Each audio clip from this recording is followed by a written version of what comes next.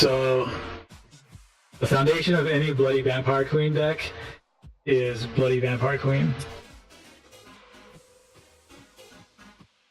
Yeah, let me post my tag in for you.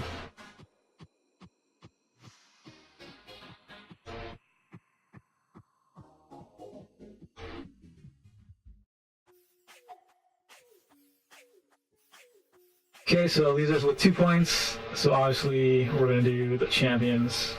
Actually, like the champions are super easy to quest. Bloody Vampires are pretty easy to quest too. Alright, so help me make this deck. Blessings, Orb, and Supernatural Horror, because you need to prolong the game. The other ones, like, I think are kind of whatever your playstyle is. I mean, there's probably a best one to use, but I don't really have like a preference of which one to do. Like, this one is good. Not this one. The one that has some discard is good in the late game because they're losing steam and drawing cards, and then you're doing damage and making them discard.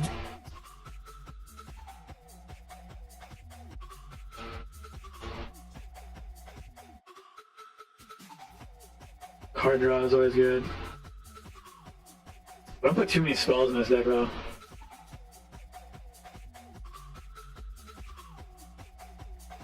I don't know. What should the 4th blessing be? What do you guys think? This is good too for late game. This puts them on their heels. Probably Turmoil of Souls.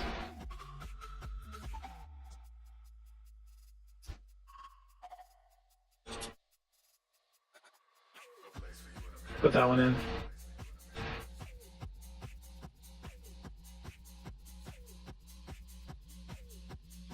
Royal Hunt, which one's that? This is really good in Warden deck though. When you play one unit and he does 8 damage, and 9 damage, and 10 damage. It's pretty crazy. Deathless Thralls.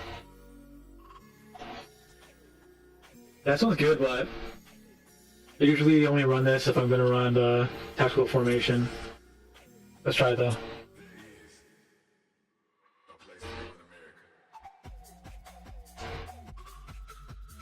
Okay, so put the Vargeist in there. So I traded one of my buddies for a Vargeist, and he didn't unclaim it, so I only have 2 in digital right now, but we can just create one.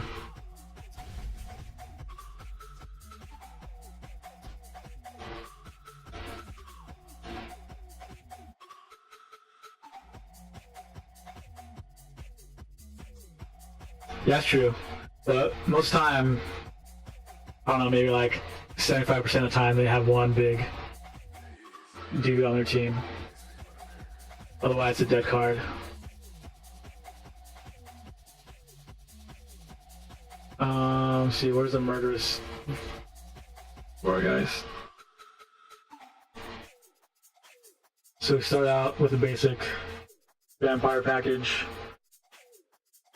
So cards that I always go back and forth with is Zombie Dragon and the Infected Terrorgeist. I usually put 2 of these just because when you just need to get damage through it, they can't get around. They're pretty good.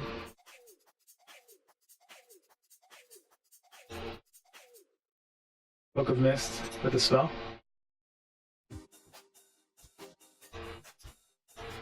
What blessing?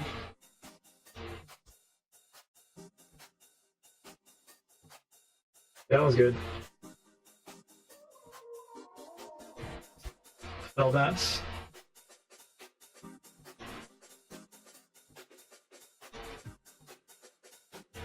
Let's try 2. That's a good one too. I also like these ones where you have to combo a lot just to do 2 damage. Like with Chaos is cool because when you're comboing, you're doing like massive damage, but trying to combo just to get a couple damage, not as great to me.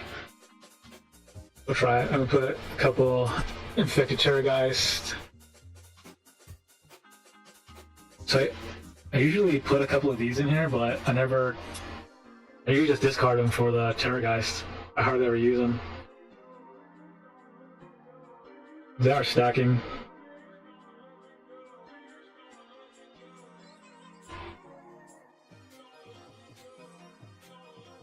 Yeah, 3 damage. You can use it as like a feint too. Feint in like a fake out. So you put that out and make them think, or if you do it first and then you play it again, make them think that you're trying to set up, so they're afraid to play anything.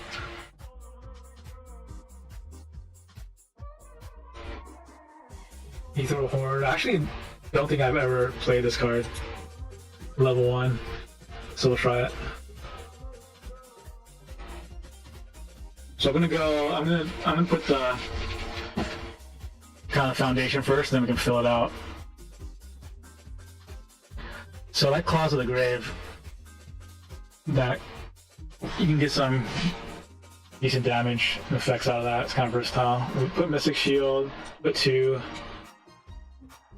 You usually put 2 if I don't think, or if I'm unsure, if it's not like foundation card for the deck. Soul Feast. So it synergizes perfectly. It's removal and healing.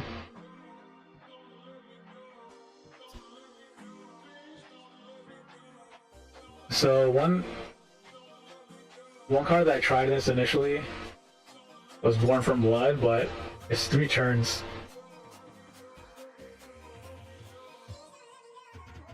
So I hardly ever got it off. So I took it out. I like Frightful Touch. How many spells do we have right now? 5? Yeah, I don't run Deathly Resolve. We can try that, let's try it. With 2 of those. So I go 7. We need 2 for quests.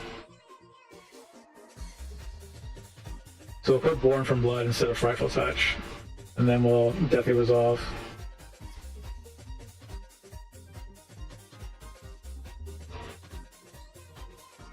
Just a 2 card combos, 2 deck card combos. I try to avoid if I can. So, with 2 Tactical Formation. Devour, obviously. So I had the Bloody Thirst when I first made the deck. But you have the spells where you can't use them, so you're doing like Devours and then doing it, which is 2 actions, which is a whole turn. Or the Vampires, which they usually get removed. The Vampire removal card. What's it called? Frenzy Vargeist. So I took them out because I usually wasn't able to use them. So we have 3 slots left. Probably need some damage.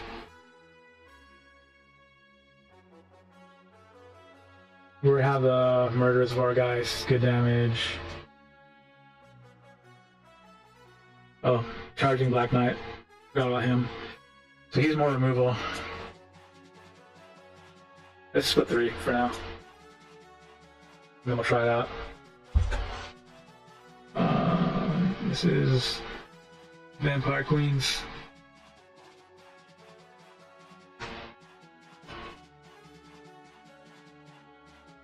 Alright, here we go. Let's see how it goes.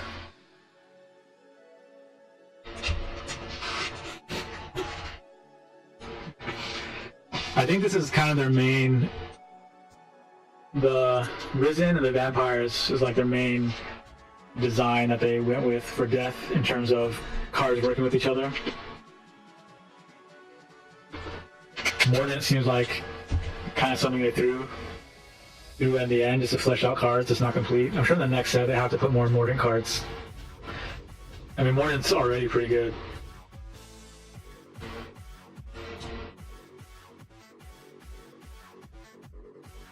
Your show, Queen. Usually I don't like to show Wizards first. I think there's 1 champion or 1 card.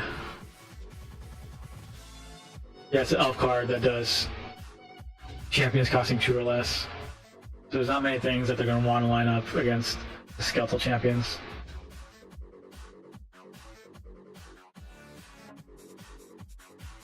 So what really sucks is when they have that Curseling champion and they line up perfectly against your Bloody Vampire Queens and they're triggering all of their spells.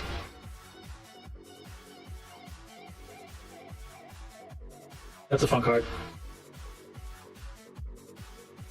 That card's going to be good when there's more wizards and there's a wizard meta. That's going to be the anti-wizard card. One of those cards that are just going to get better with more sets. Yeah, see, so he wants to... I know that's not the spell reduction, it's the other dude. So he's doing this combo, kind of like I was doing earlier.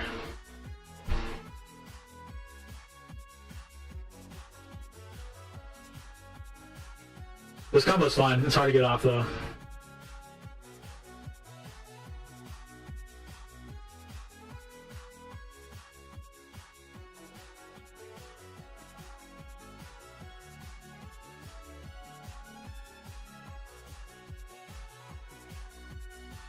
So I like the spell, I forgot what it's called, where they discard 2 if they don't have a unit. So it's really good against wizards.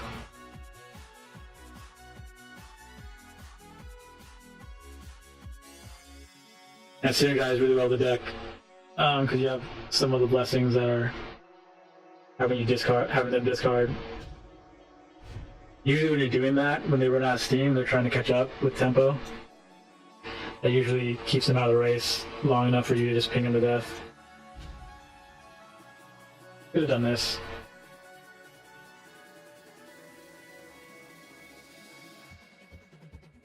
Usually with this, I'm always digging for the life gain bar guys, the feasting bar guys, because you need to recycle them. So right now, I'm not getting anything out of the queen. So I don't know if you guys noticed, but on the digital versus the card, they added win this champion or a card controlled by this champion to be more consistent on the wording. If you look at your physical card, it just says win this champion.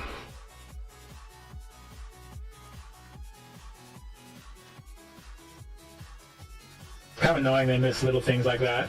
Like that should be a template for the cards that go off automatically. So you shouldn't have to think about how you're going to word it or how you're going to type it. It should be copy and paste so that all the cards use the same thing.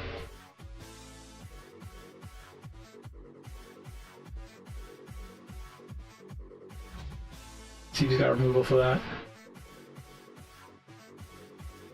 Alright, we need to get... So there's another wasted queen ability. Let's try and get some vampires in this card.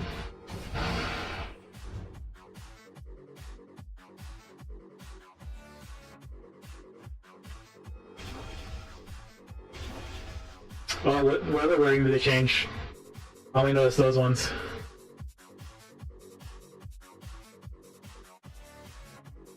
Oh yeah, I should have played Phil. That's good call. But we did get this in the discard. So 2 damage.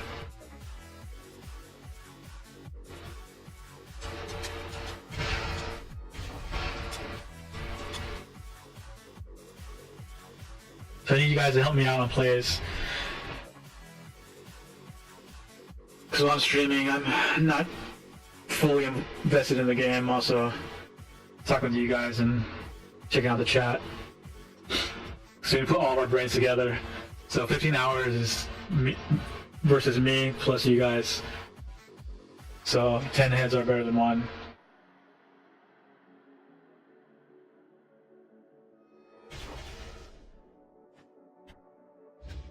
Oh, interesting. Alright, well, watch this deck. If anyone plays it tomorrow, you know how to play against it. So this deck is actually weak against chaos because they can just remove their own units when you're about to remove your unit. So I should probably save my Soul Feast to use Deathly Resolve so they can't do that. But it's really annoying when every time you're putting stuff out, they're removing it themselves, so you can't. But we need some cards. We need the healing. We need the Feasting Bargeist.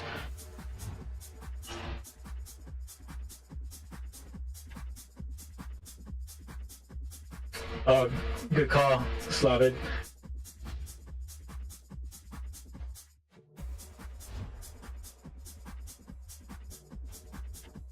I should set up another window so we can feature cards that we're talking about and read them. I'll do that for upcoming streams.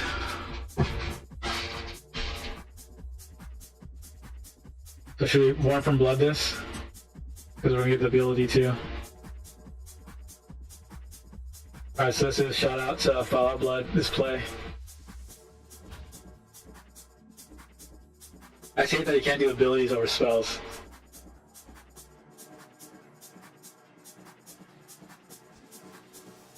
Does it remove? No, it removes theirs. That was a good way to get our VAR guys. This is actually really good. Good call from Fallout.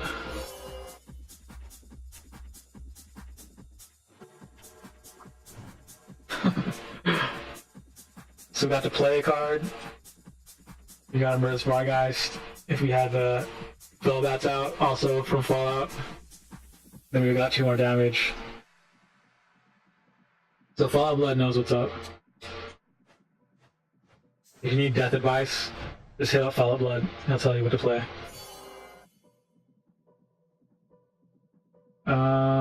So she's almost quested. We can dig for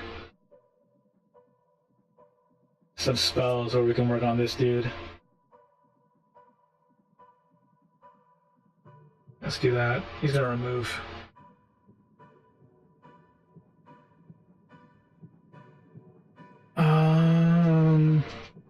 What should we do? I think we just draw. So sometimes when I'm playing the double queens, I don't know what to do, I'll just draw.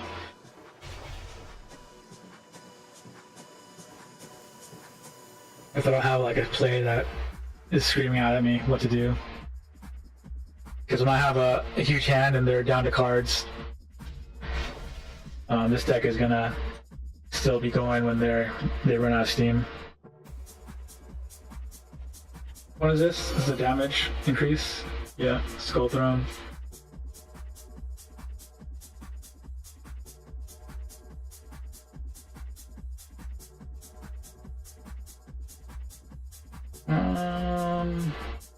It's 2 damage last stand.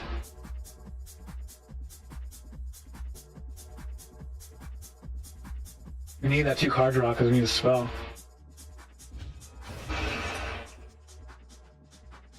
There we go.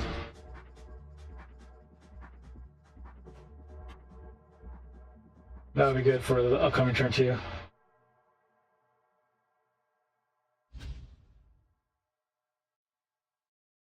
Yeah, so Deathly Resolve on the Born from Blood, it's 2 actions, but you're getting a draw from the discard, and you're getting a draw and play, so you're kind of getting 3 free actions, 2 draws and 1 play.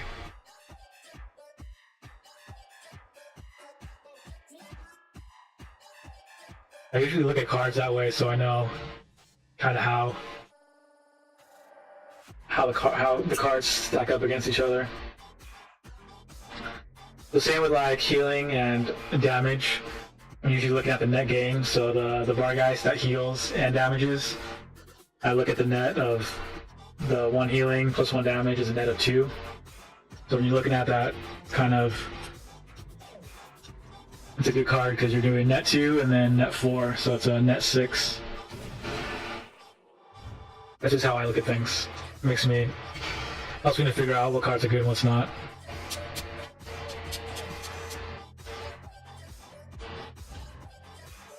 So this is when you can see he's kind of running out of steam. I still have a pretty full hand of stuff going on. I mean, it sucks that I used my shield and then Dorman and everybody. This is how it goes sometimes.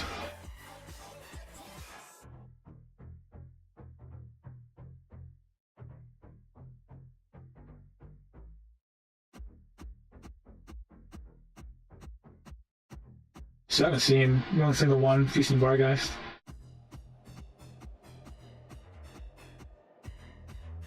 See, we can't remove all these dormant. Let's see if we can remove next turn. We can top deck. Nope.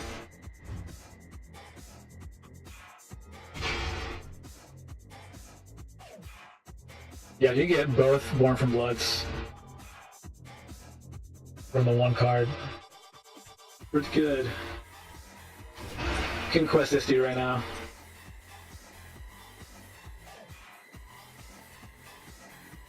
So I really like Tactical Formation as a card because you can just use it for quest and deck then. You're getting a free quest because you're getting the card with it. So instead of just drawing a card, you're getting a free quest too. Again, the way I look at things. What do I want? I think we need some damage out there. Yeah, let's put this out, get them on their toes a little bit. Or on their heels a little bit. I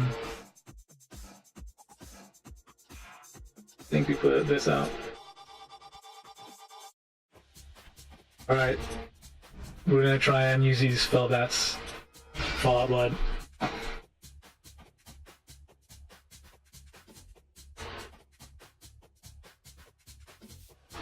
I went easy because I have Fallout Blood backing me up. He told me a lot of these cards to put in here.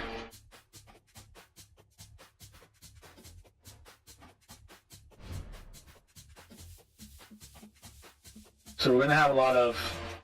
We should have our removals coming up, but these are kind of a pain to deal with right now. He's probably got his removals saved up. Let's see if we can get these off. I mean, we could put two,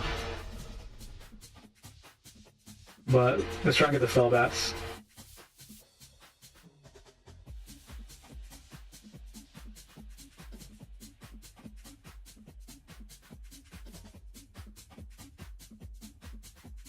Our choice. That means he's got a lot of cards he wants to use.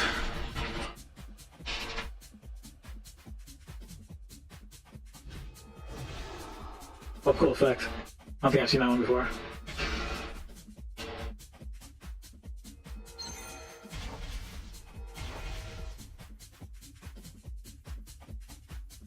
So luckily he didn't have the damage boost yet. Should remove this. I'm sure he's gonna. No, no.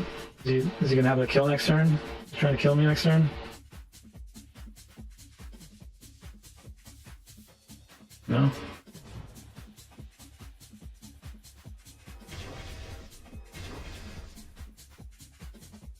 Go for the kill. Doing it for the thrill. There's a Fellbats. Fellbats or Fallout Blood.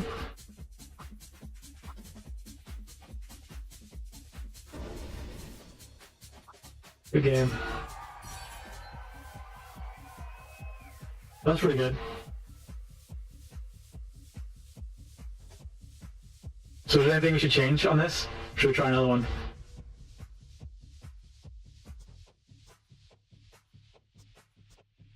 Pardon me. I need something. I need some stuff. You know.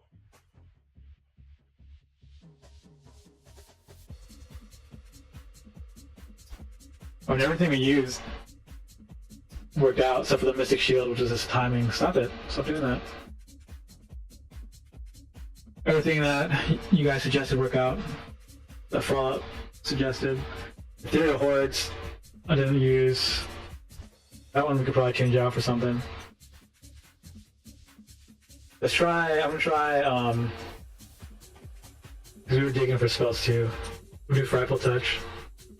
That's actually one that they like to remove too, to get rid of their removal. There's 4 damage on second turn, that's not too bad, even if we don't get the live game. Oh cool, tip, thanks, appreciate it. Tabs D, shout out.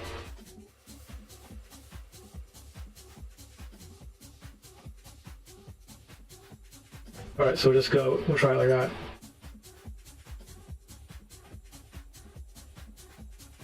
So Slava D, if you want to throw your booster card scan on the channel, just shoot me a message, and then you can send me a picture of your booster scan. I'll throw it in rotation, trying to get everyone's cards on rotation. I have mine up right now, which I don't even use. As Fallout Blood will tell you. I just threw it up there as a placeholder so we can get some of our viewers' cards up there.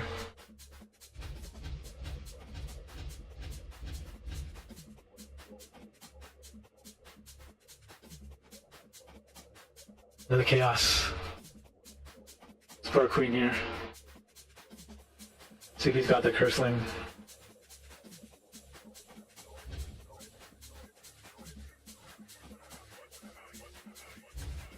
Yeah, definitely challenge me. You can even stream snipe me if you want. Should be streaming late tomorrow night too. Tomorrow night, depending on where you are. So if you're up, get a deck ready, and then we'll battle it out. Need to set up some kind of headhunt system on here. I do have the channel points, which we're probably gonna use for giveaways. So maybe we'll do like, if you beat me, which is not uncommon, probably gonna happen a lot, but if you beat me, then I'll give you some points that you can use to enter into giveaway raffles and stuff like that. See you later, Slavid Z. Have a good night. Thanks for stopping by. Thanks for the tip too. I'm gonna cherish that dollar.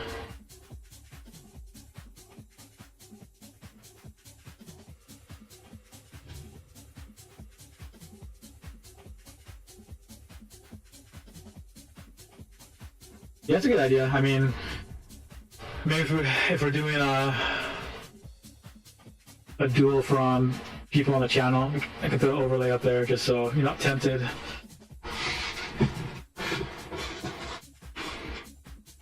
But so you can be involved with the channel too.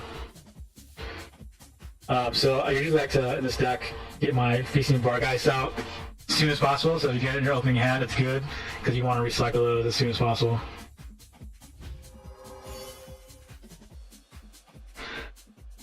Yeah, as far as the overlay goes, I'd like to get some of the input from you guys on what we should do. So, in general, we want to keep that showing. So 6 damage. Just playing out for 6 damage. I mean, 6 damage is a lot of damage.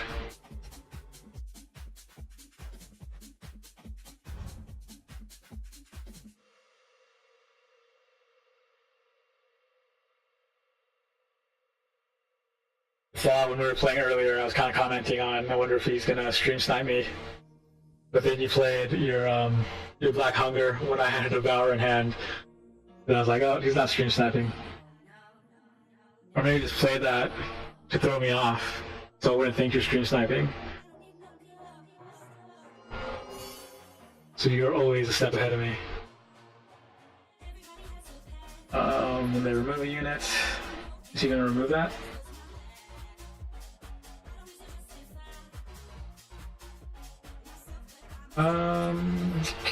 They can try and remove it.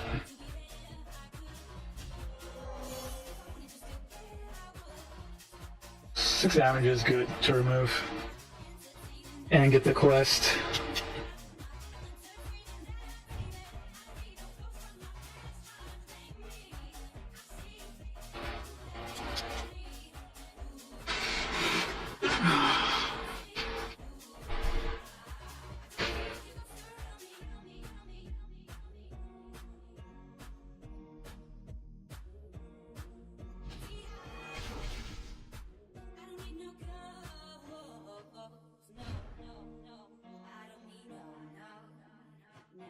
I was gonna remove it. I don't know why you played this. Is he just questing?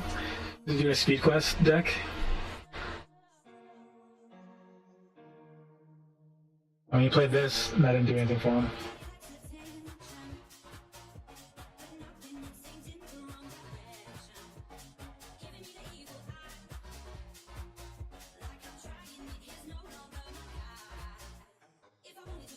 What I like about Death is a lot of times you can kind of get multiple blessings bunched up together because they have a lot of easy quest champions.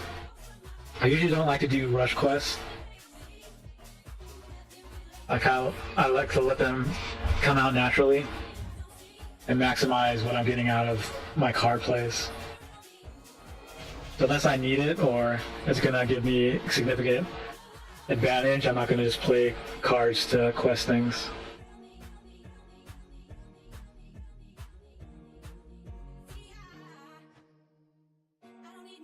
Especially that one Mordant where you can quest 3. I forgot the name of it. I'm bad. I'm terrible with card names, but you get 3 quest objectives from the one Mordant card, the one Mordant unit.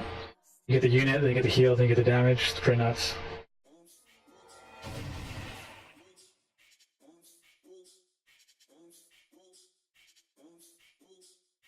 So this deck is it's almost like an order deck where you're kind of countering things. So sometimes I'm just like drawing a ton of cards and they're not doing anything really. And you can play this guy to just get some damage because he's just damage, he's not situational.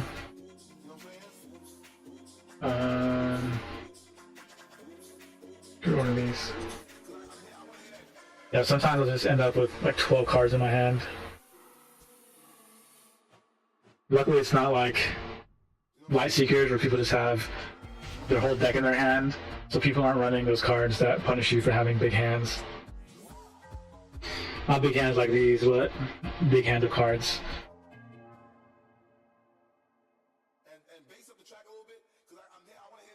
So you gotta devour now.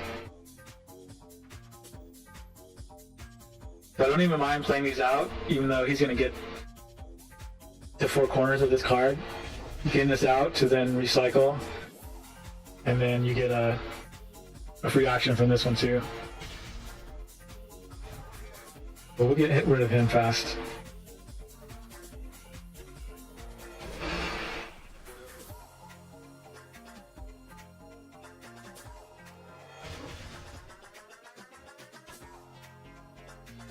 I'd rather keep these in my discard.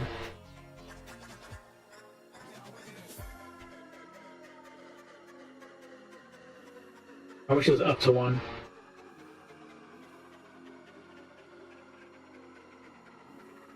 So we'll do this for quest.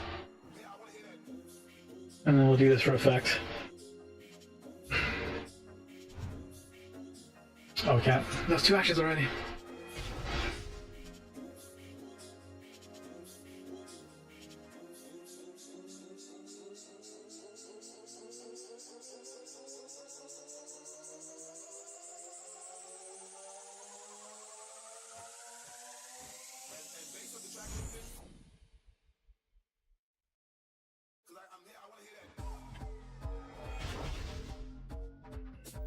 My feasting Bargeist, gotta stay hungry. Usually I'm just recycling the feasting Bargeist and just playing them constantly on this deck.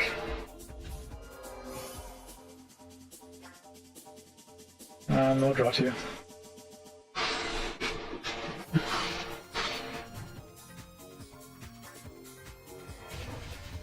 Is to see playing this against his wizard, using 2 actions from the 2 card draws. It's pretty rough to deal with. Or it's going to get rid of the removal card.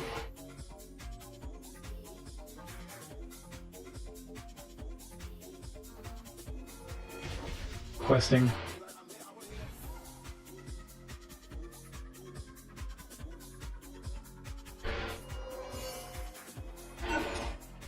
You can just play this out now. See if he has an answer. Force a play, it's not really forcing it though.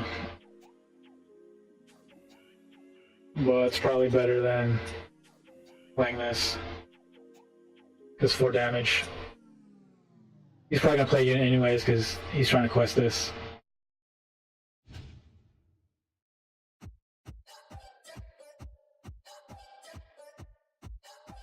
I'm not Fallout. I've never been a huge fan of this one. I mean, unless he pulls out the blessing that does 2 damage at the beginning of the turn. And then you're going to be MVP again.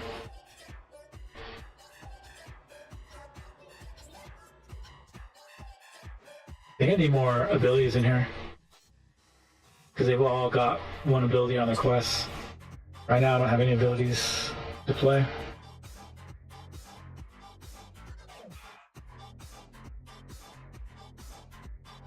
See, if this was a 4 damage, 2 discard, set him back a whole turn.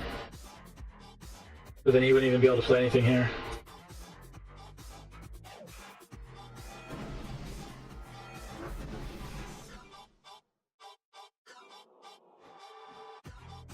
See, life-wise, it's close, but tempo-wise, I'm way ahead. That's usually what happens with this deck. That you just stay in the game. You're just gonna outlast them. I mean, it's kind of thematic. You're just a vampire draining them slowly. But we do need some abilities to get going right now. The feasting bar guys just do so much for you. They give you the heals to keep you in it.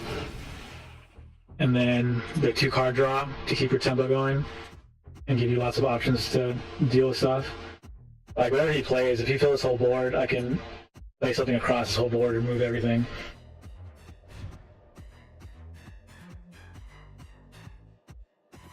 We need abilities for all these quests.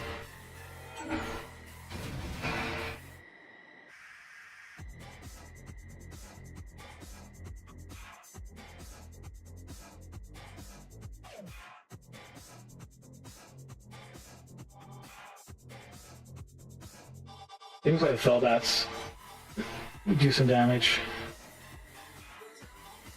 He's not playing anything, so we have nothing to react to, which kind of annoying. Kind of weird. Kind of weird to be annoyed that he's not coming after us with damage or other stuff. There's our Devour or our Fellbats.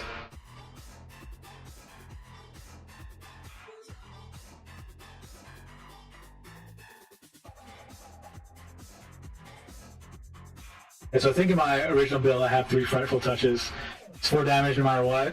If they have a wizard, you're going to discard the cards or they're going to waste the removal on it. Both of those are really good.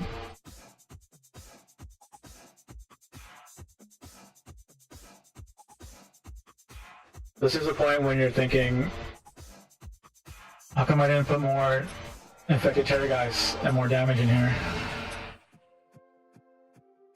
I wonder if he's trying to avoid getting stuff removed because he doesn't want me to recycle. He's like super high level right now. So he's thinking if I can't remove and recycle stuff, then I can't do anything to him, which is kind of true right now.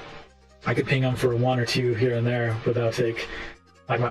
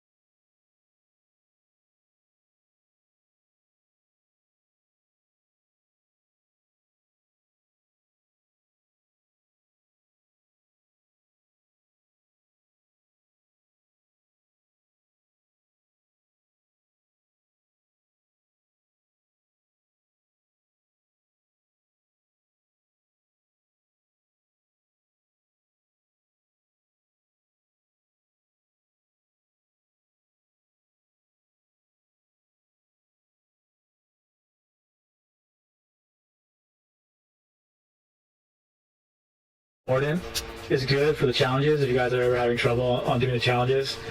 The AI kind of doesn't know how to deal with just doing straight up a bunch of abilities.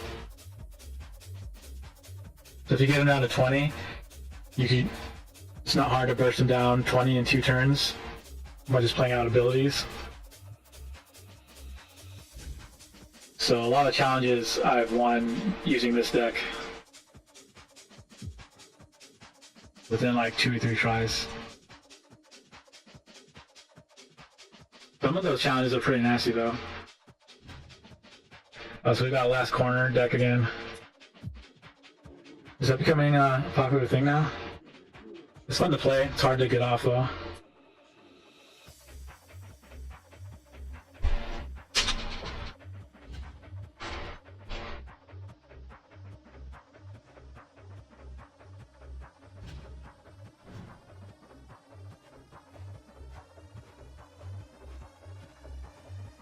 I think I changed too much on this deck actually. The original version worked a lot better. I think what I changed is I added more units and took out the abilities and took out all the discards. The discards didn't really work that well for me. I think there's a couple people who have made some decent discard decks from what they said. I haven't made one that worked too well yet. I haven't really tried to make one. And this one had a lot of discard stuff in there, but it's just kind of an afterthought, seeing if it would amount to anything.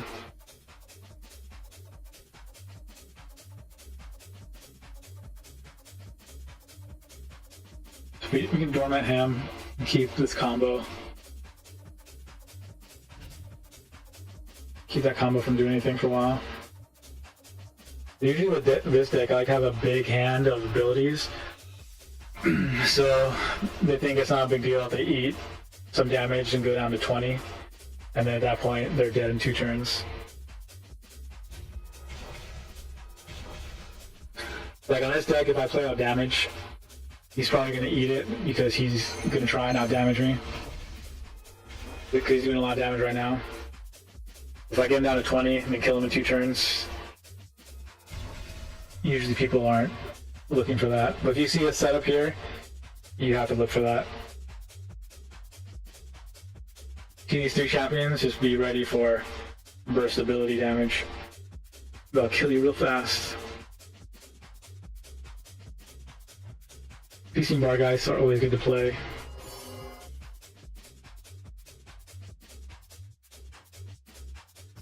I like this girl. She's, assuming she's a girl, but she's pretty expensive. Valkyria the Bloody. She looks like a girl to me. I mean, it looks like she has a metal brawn.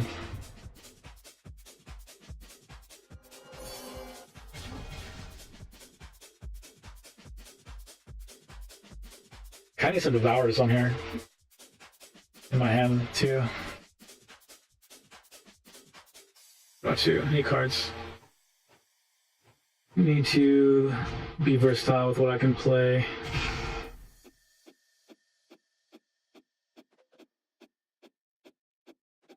See, we're tied on life, but I have double his hand side. More than double. Usually what happens with this, with death decks. I'm gonna combo that again. Southern Fleshhound is good for chaos. I don't know if that 1 extra damage is worth an action. Unless I was afraid of that getting removed, I don't think it is. But I've got nothing to remove this. 6 damage. I'll be taking 7 damage from that. I mean, I could turn it back. Not with this, with this. See, if I got a good ability draw, he'd probably be dead right now because I can play out some damage, get him down to 20, and then burst him for 20 over 2 turns. What do we want to do here? Get some damage, try and get within the burst range.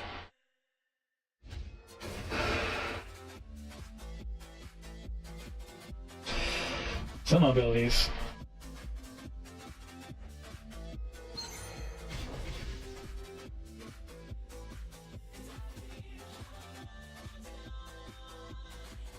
So if I have the other abilities, he'd probably be dead in the next couple turns.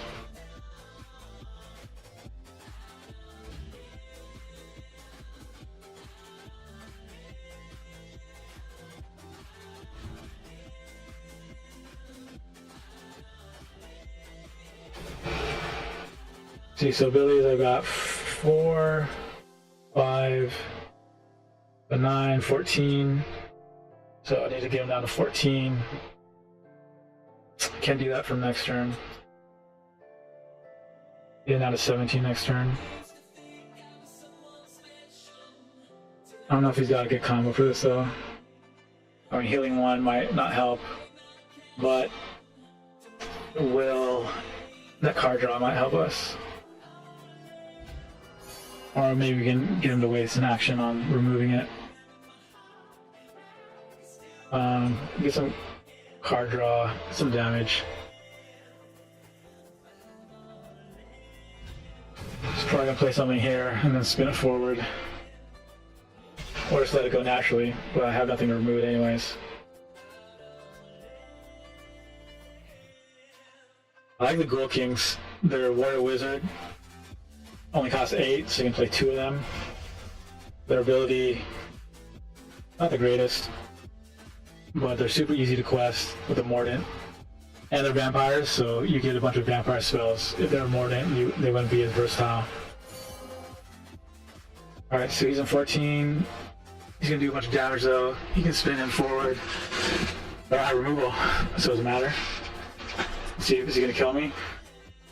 1, 2, 3, 4, 5, 6, 7, 8, 9, 10, 11. Yeah, he's gonna kill me. I have nothing to counter right now.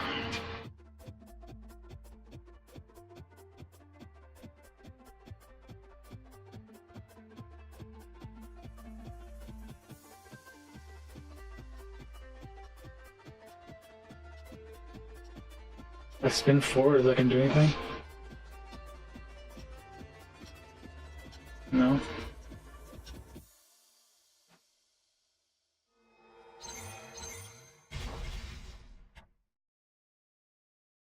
Yeah, I don't think there's anything I can do.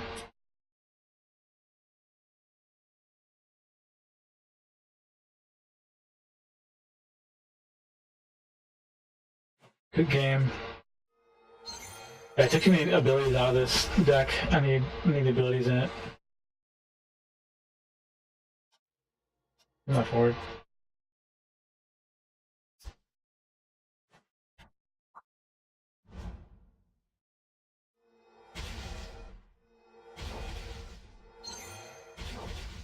Need the burst damage to win.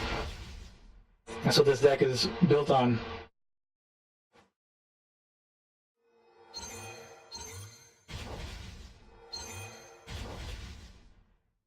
Good game. This is a little bit different than the one that we built with you guys. It's kind of more towards my play style.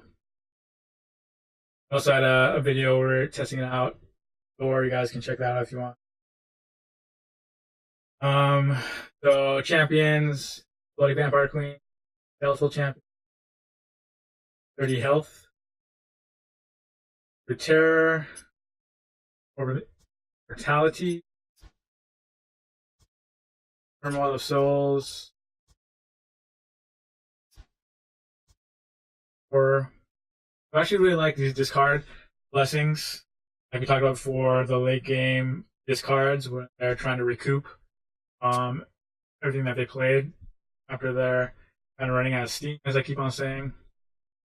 This deck, that's when it starts to shine and you actually start to pull out ahead. For people who haven't played this deck, it's actually kind of a good thing when it looks like you're losing, so you're in control still, even though you might have way less life than me. So when they kind of go for that kill blow and you're able to pull out of that and gain life or survive it, they basically blew everything on that, and then they have nothing to come back. That's when deck is come back. As it if it becomes kind of more part of the meta, and you see of it, or people have more experience with it, you're not gonna get that jump on them, and they're gonna play a little bit more smart. But you still have that lasting power that most decks don't have when it comes to long games and fun out games. So for actions, 3 Devour, 2 Fearsome Crypt Flayer, 3 Bargeist, 3 Frenzy Bargeist, 2 Frightful Strikes, Frightful Touch, Vector Terrorgeist, 3 Murderous Bargeist, Mystic Shield, 3 Skeletal Legion. So that's a new one that I put in here. This is 5 damage for 4 turns. Kind of slow, but it's a good amount of damage. Also, it's stacking, so on the Skeletal Champions, you can put that on top of something to get a quest. Maybe you just need a quest really bad, or you don't want to wait another turn. You don't have to now because you have Skeletal Legion that's back on top of it. Stacking is a really good mechanic. Questing. I have 3 Soul Feasts, 2 Tactical.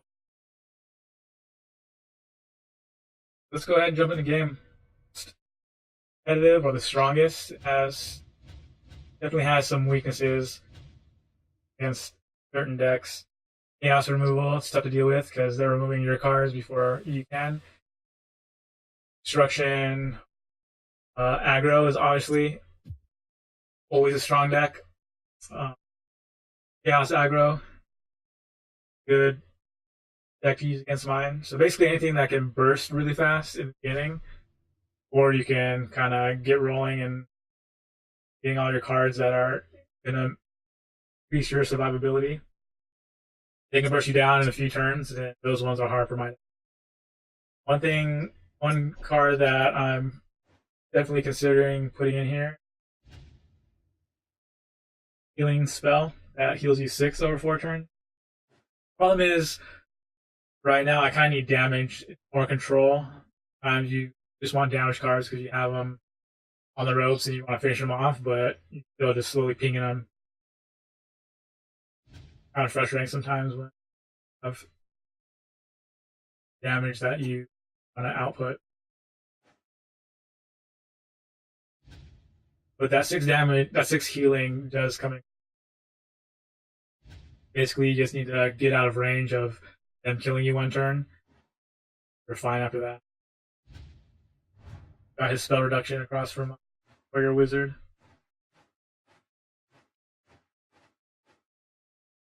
Got some good vampires in hand. Opening up with a Feasting Bargeist is always good.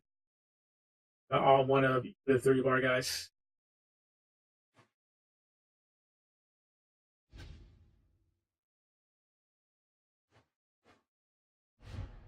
At some point, we're going to want to switch this Bloody Vampire Queen with this Skeletal Champion. So we can get the Bloody Vampire Queen out from the spell reduction. Be in front of the Wizard to the Frightful Touch. Get them to discard. Probably going to dig to try and get rid of this 10 damage blast. Fire.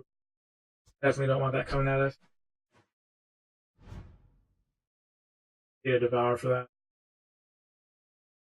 I used to have, I think 1, maybe 2 of the dragon that removes spells, but there's just so many spots, so many cards that you want to fill in your spots. It's hard to, especially control deck, because you're in a control deck, you're like, oh, I want something for this, I want something for this.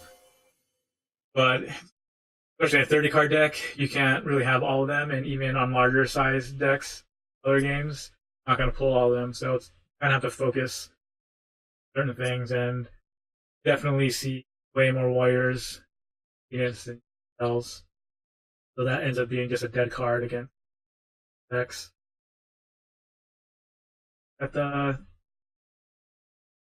damage coming. Really good card. You always like to get rid of that when I can. Have anything. Okay, we can play the Murderous Bargeist. There's some vampires.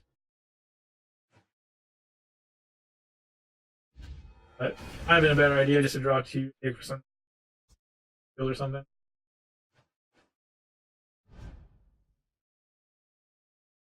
Not gonna sync up with these.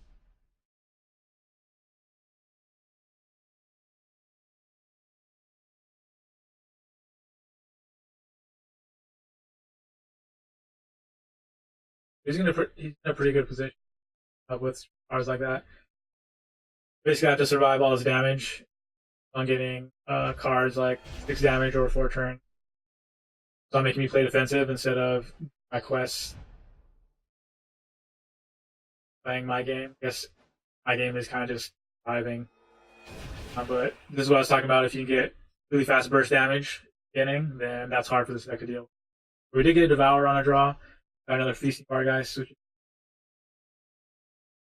So 10 damage from this.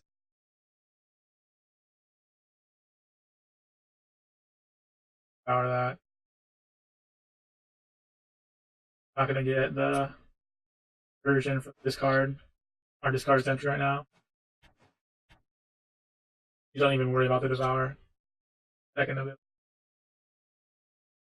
Alright, guys, get that.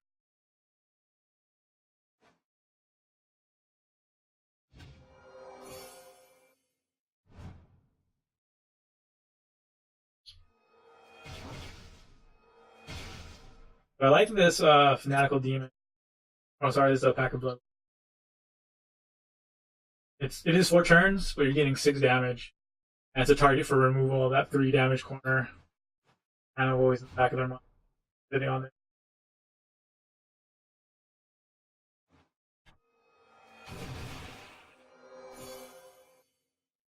The thing right now in the game is you have 3 of your removal actions. I don't know knows if they're going to add more.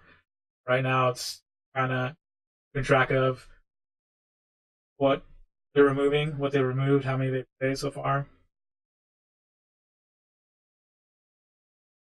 Nice if we can get these quests.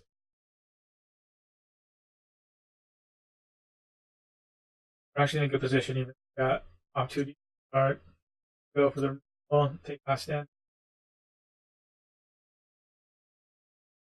Right now, let's just go for testing. I have some his last standoff, figure it, and then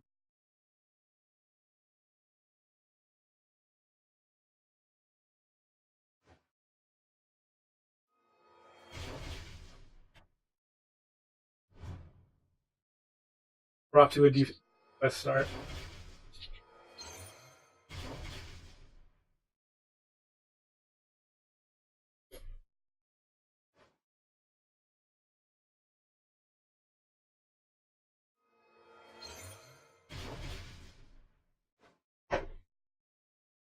Got to boost it for 2 damage.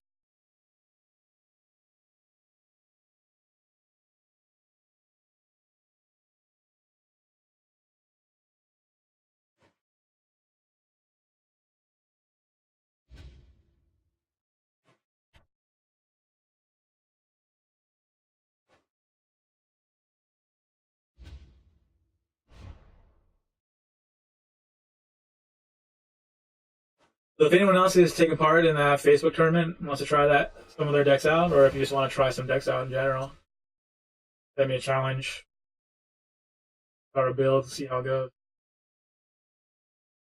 Okay, so Pain of Fury, always a pain. Pain Induced Fury, definitely. Starting Flesh Hounds 2, probably got something combo with. It looks like the Pain Induced Fury deck. I'd guess on.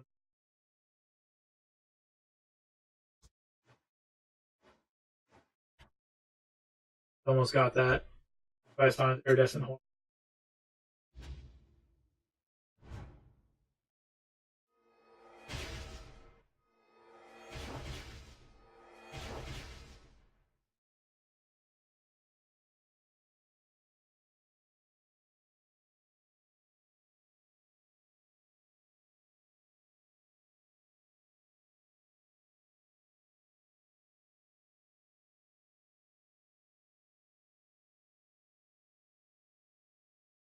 Probably thinking what he's going to do now.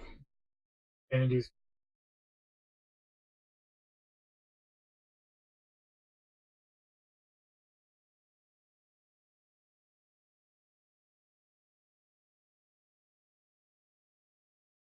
this AFK. We were having some connection problems over the weekend.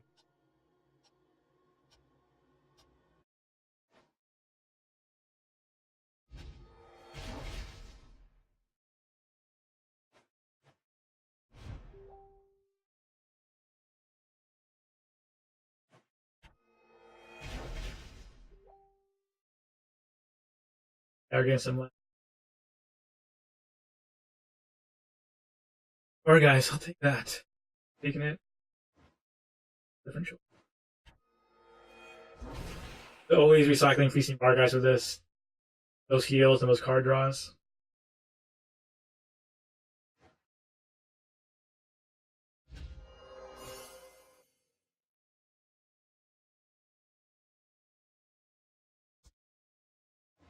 This quest next.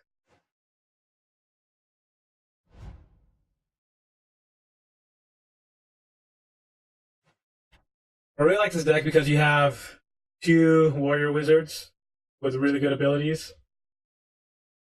And they're vampires, so a lot of the spells for death require vampires. In addition to that, all 4 of your champions are easy quests. So skeletal champions are really easy.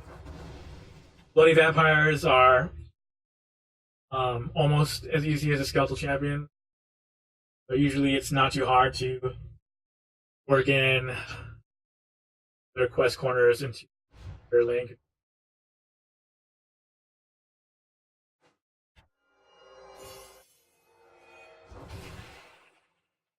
But we could do 2 things. We could play defensive, or we can go offensive, try to get them their card. Or use removal, rifle touch.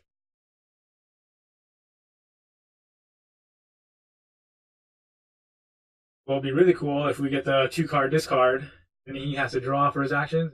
Get the 2-card discard next. Let's get let's see here. Okay.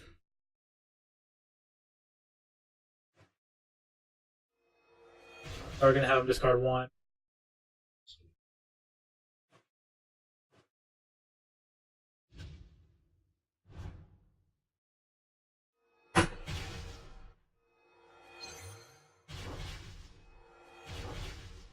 Bring it against pretty low.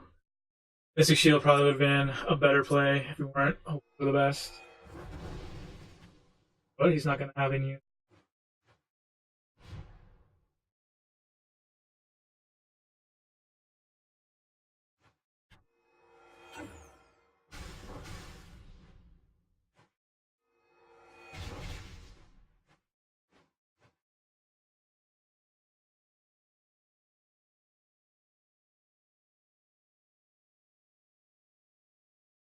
We need to survive, obviously. Have 1 healing. Drawing next turn. We're going to be able to action ability. Or if lucky.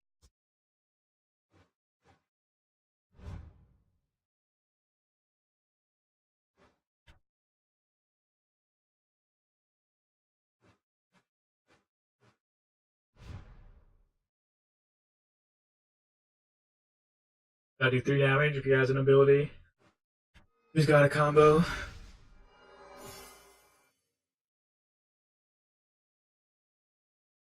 Good spell shield. I don't want to get him to discard. Well, actually, no. I didn't realize he was at 4. Do 2 damage and then 2.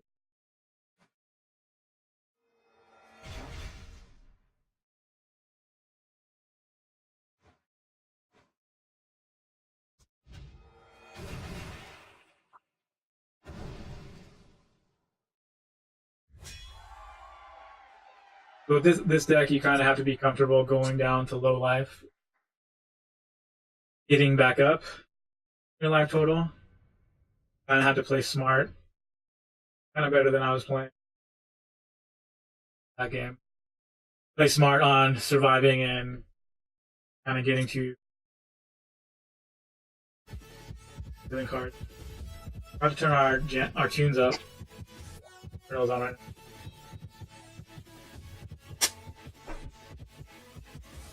now. Quiet. Wasn't grooving.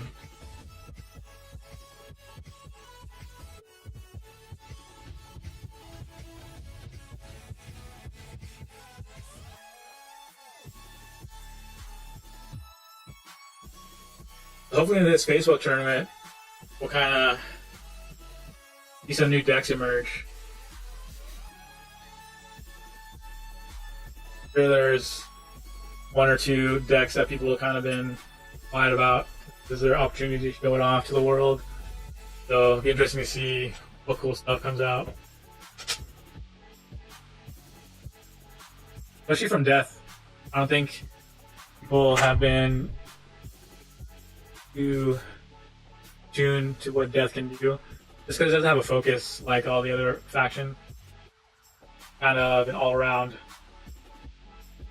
card pool. You can kind of go different directions. The other factions kind of have more obvious direction of what they're trying to do. There's strong blessings that are healing and stuff like that. I think sometimes you can just credit a loss to Death of just them getting lucky on.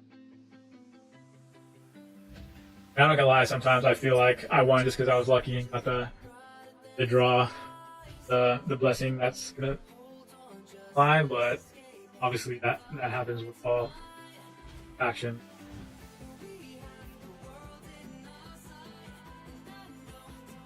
Card guys, good. We got the double Warrior Wizards too. So the Hungering Vampire Lord, not a bad card. I haven't messed around with it too much, but it's 6 points, which is really good. As a heroic act that always trigger one of your quest corners with. The rest of the corners are pretty easy quest also. How many points does he have? 2, 8, 17. Probably rather have a Skeletal Champion along with the Mordant that you can quest with 1 unit. Stop for a second. Get his name, I think it's his name. If you haven't noticed, I'm terrible at names. I'm trying to get better at them. Terrible remembering cards. He probably has a similar build to mine. I wonder if he has these or Black Hunger or the Blessing that boost damage. Be able to remove that. Not going to cycling, but playing similar deck, you know how important the TCG guy starts his deck.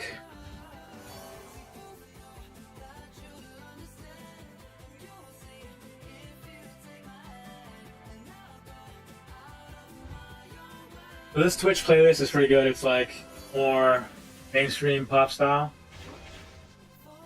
So it's not too quirky or too weird like some of the others that we were doing. Let's switch one.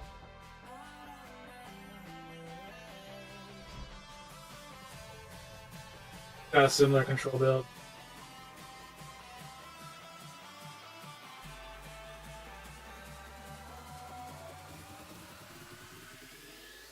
This.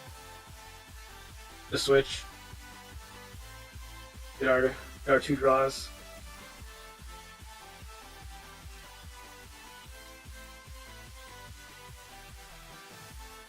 Kind of don't want our queens in front of the Mordants too, in case they do have the blessing that gets buffed up.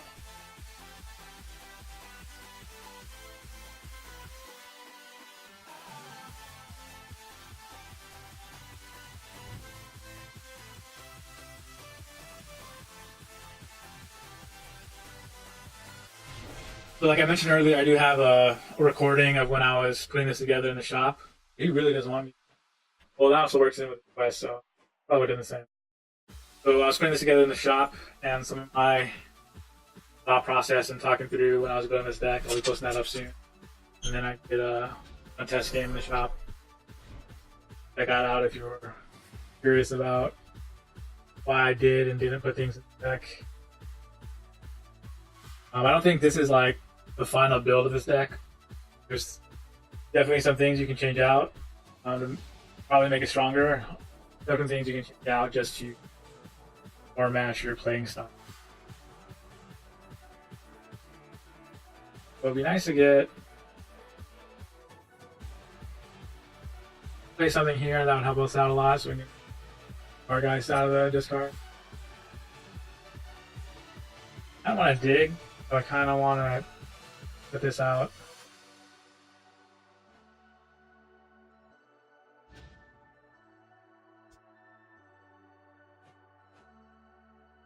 But now that we know his kind of deck focus, you can try to play again across from spells if he has any yet. But we can also play across from units, so he can't use all the charging knights. Frenzy to our guys. We're gonna play 2 charging knights. 1 devour. That's third of. Might be avoiding this. Art. This guy's really easy to quest also. Maybe more so easy than a skeletal champion. An ability and a unit. Kinda depends on what is gonna fit in your deck best. The 1 point still, I do.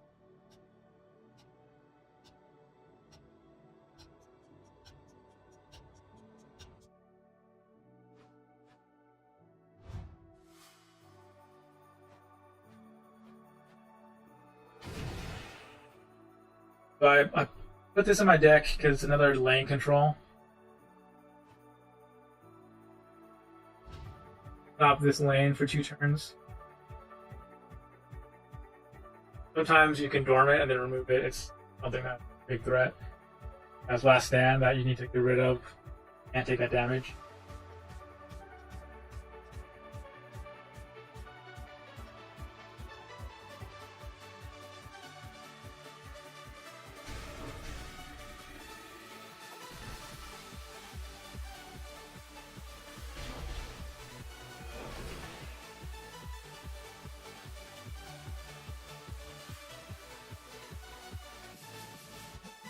Vampire.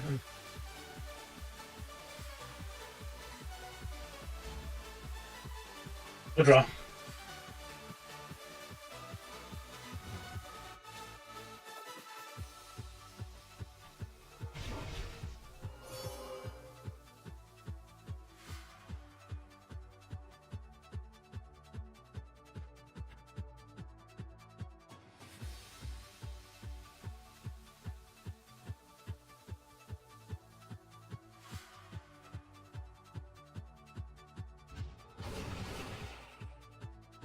Waiting for him to play something. Probably gonna quest next. Fine, we'll get a Feast of our guys and quest.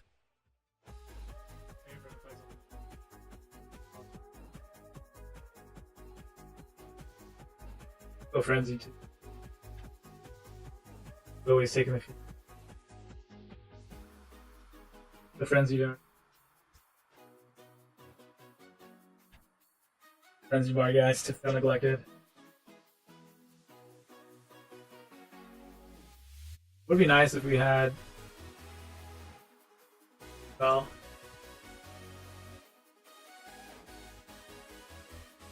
We play this, but damage.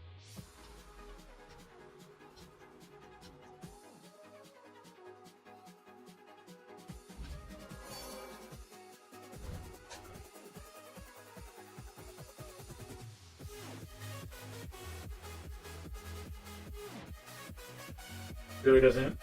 Those feasting bar guys. Understandable. That 3 devours now? You can look now, they fixed the bug. I like all the Black Knight. Good time to play. Basement good.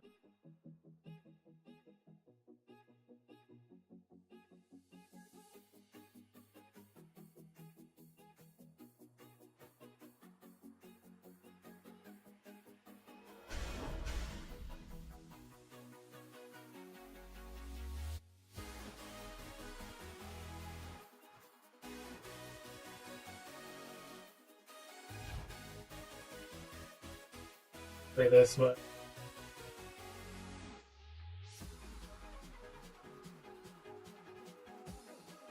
keyboard game again.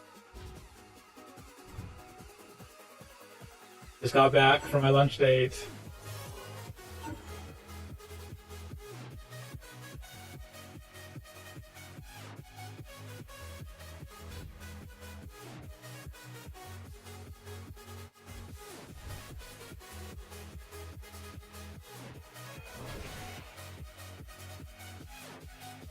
Dig for some more item.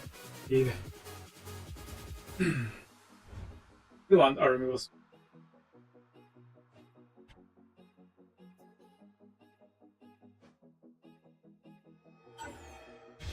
Sorry, guys.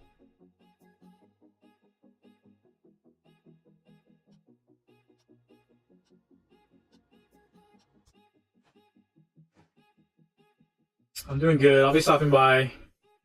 Visit you later on once I'm done. Or you guys are into board games, make sure you visit the board game. Doing a stream tonight. Tell everyone what game you're going to be doing tonight.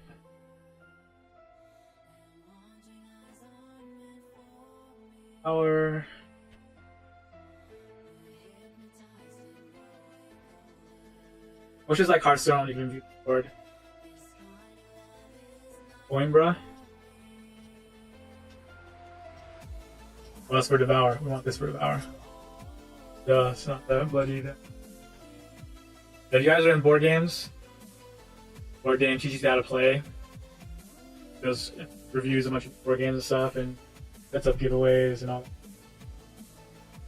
So we'll set this up. Down reduction. Hopefully we don't dormant, which is ability. We will get to prevent damage next.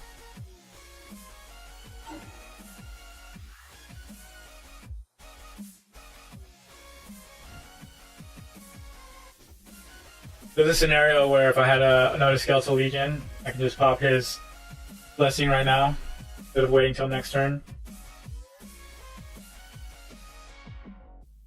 Okay, so what do we want? Regress Blessing.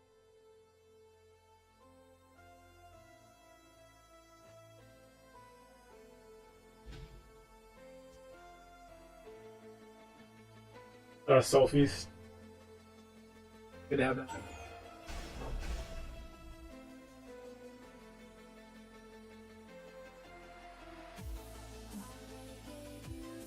I think this is going to come down to who can get these blessings and get the most out of them. Probably digging for things that he needs. Blessings and also just to deal with the game state.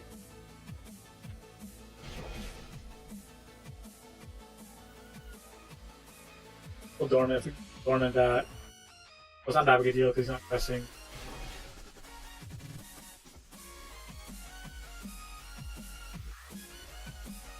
Yeah, held in suspense. That's good. Oh, the next one. Been kind of time.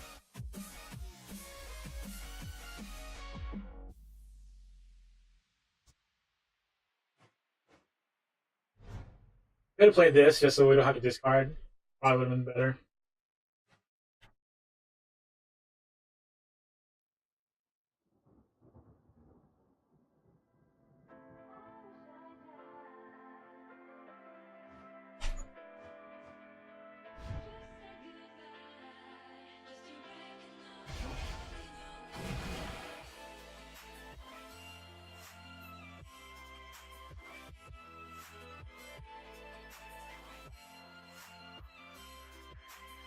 That one to play. He just played both of these.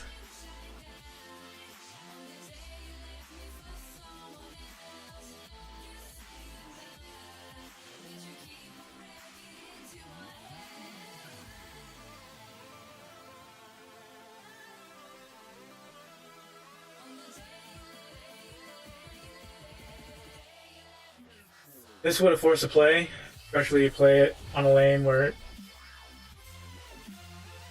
doesn't want to play a unit. Force her to play a unit here and delay the spell. Guessing that they're digging for a spell to play. Who's gonna get that next? Or am I getting that? The heroic ability.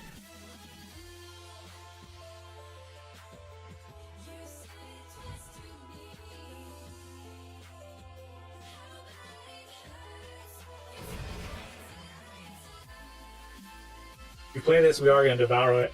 I mean, we are going to dormant it. We're blessing that.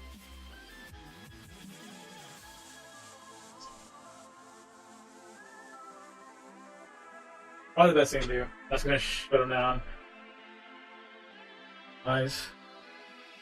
So we'll pop that. We're going to waste our Vorgeist. But also going to that's quest action.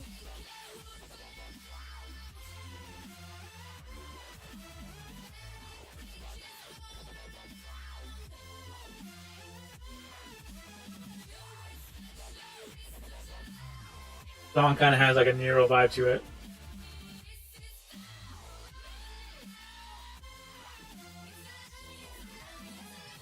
Nero is like a dubstep that you can not get annoyed with out of vocalists and stuff.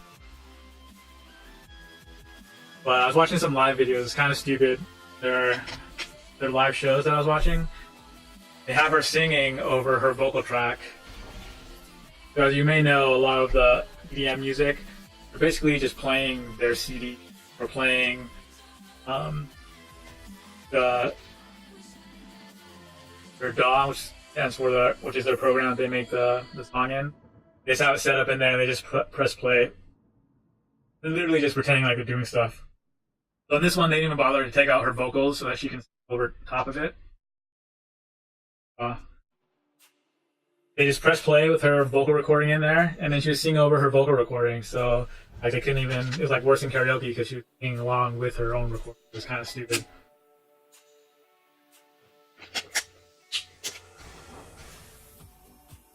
Here's his.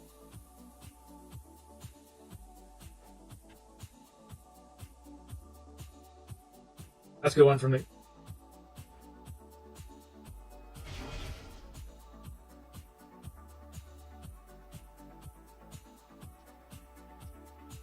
That's a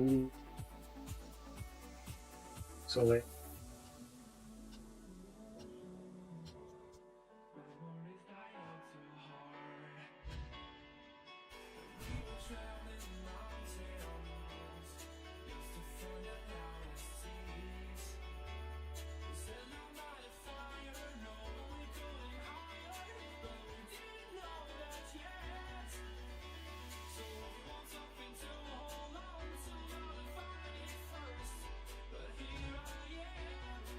Turns up.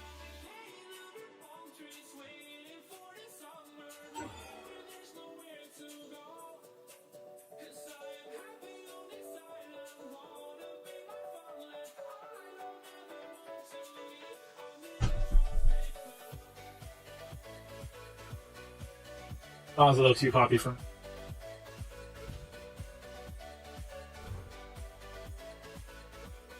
What I could have done is tactical formation, queen in front of him, soul feast him. Probably would have been a smart play. I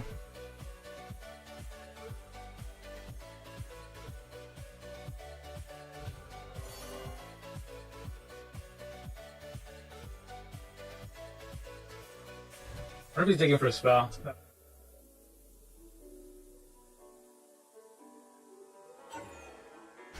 Did he heal from that? That's a bug. He's not...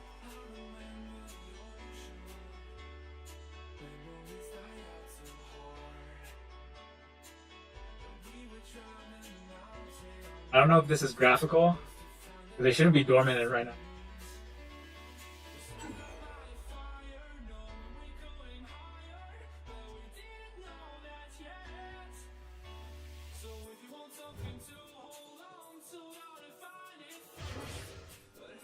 Play these out.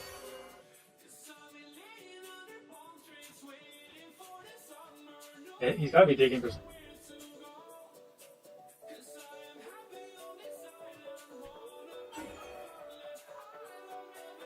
I like a heal.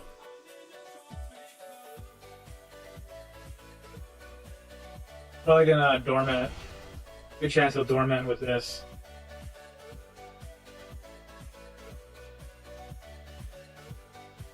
Power him out if you dig.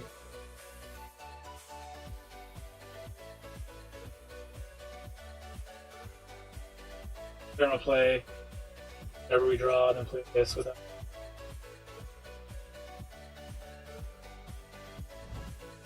Not being able to play the same card in the same turn makes you think.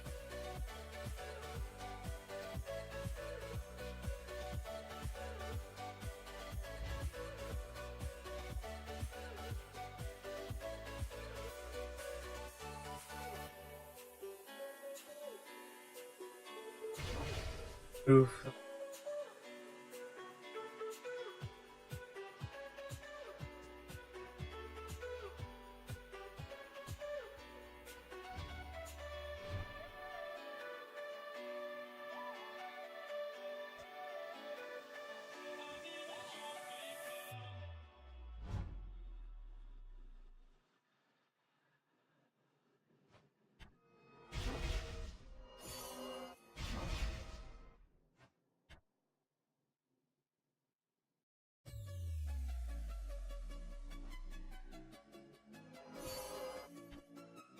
One of the cards you can put in my deck, but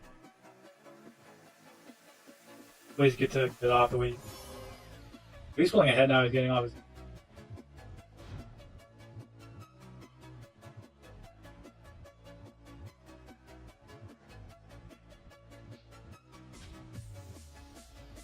Put this in front of lane that he has already taken up, so he can't play another friend urging. A unit.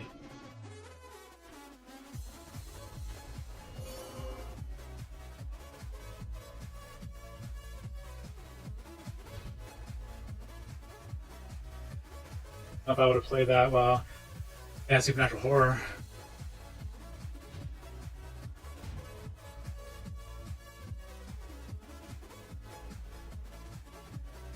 What's keeping us kind of in the game is Orb of Immortality and the fact that he hard for him. 5.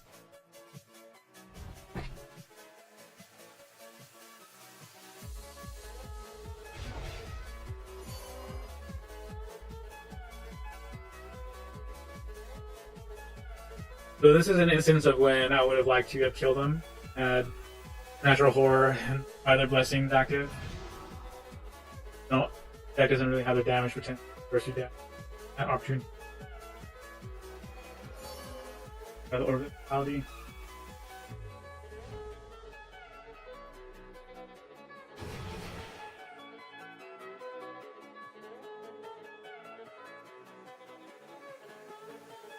Got you.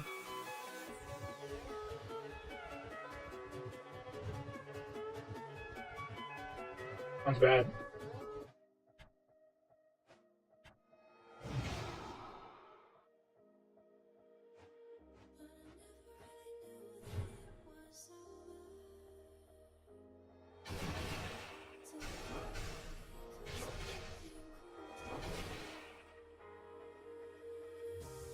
So we're gonna use this just for the draw.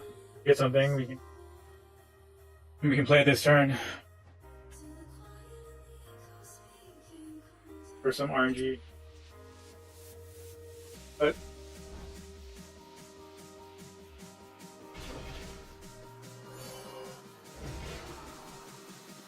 has another ability close right now. Has another Rock Act. Realize. But I don't think we can pay damage in.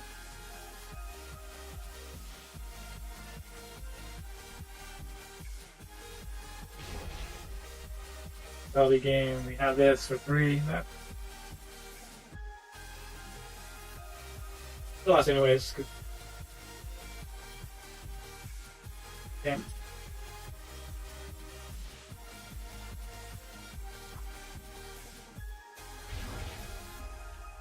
That's as close as you can get. And he still had another blessing to pop.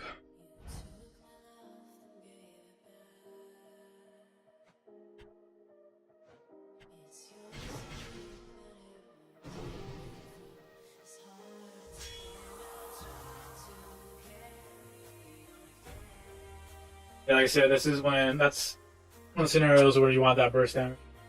Take advantage. Being ahead.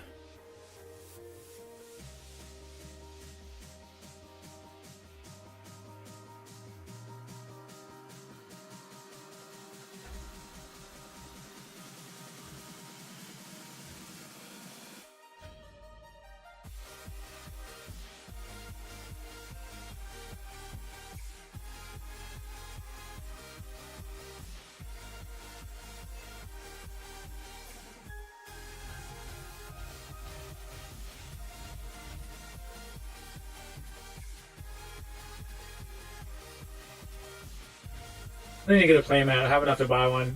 Fragments. I want to get one in prize boxes.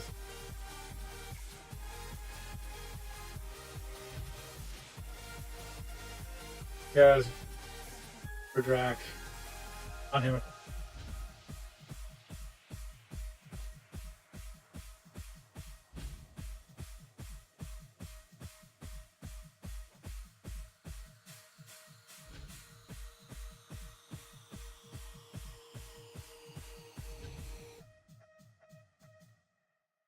Try to put Gordrak here, also just in case I.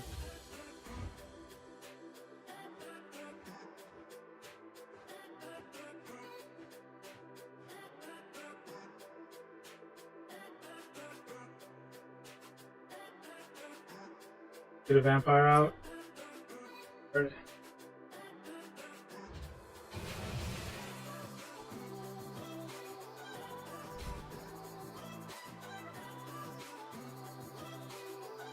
I'm not digging the Bounce playlist, where I just said it was pretty.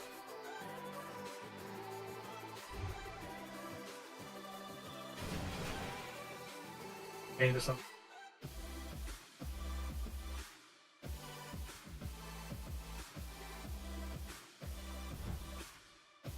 For the indie playlist to go now. Black channel. Action cheats, but not action cheats, extra actions on productions. Good.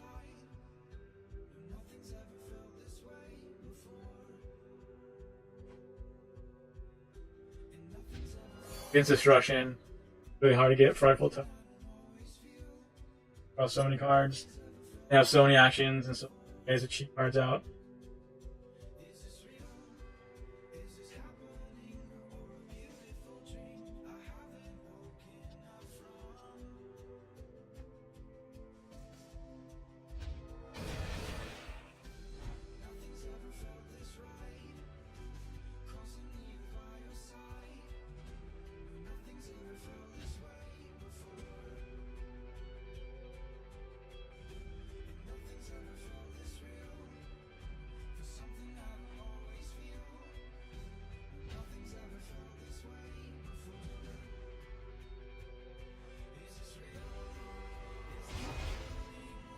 Get action.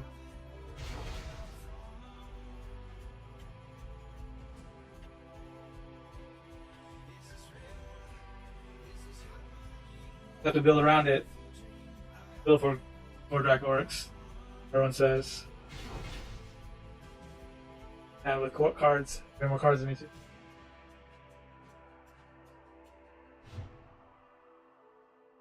Good test. Background.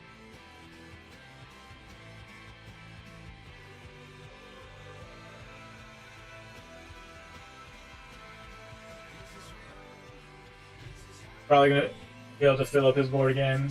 All the cards he drew.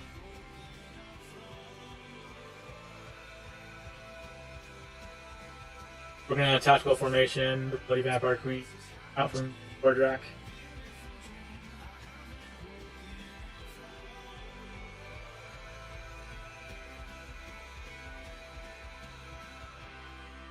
Song sounds like a Coldplay song, but not a Coldplay song that makes on a Rage Against the World. I don't know what it is about Coldplay.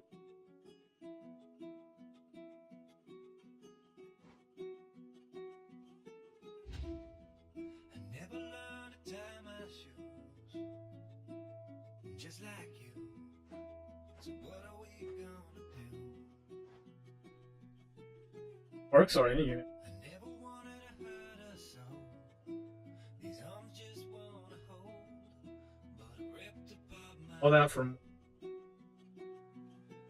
down in Champion. this darkest time. I found some piece of Any unit. Destruction's powerful. Especially compared to the other.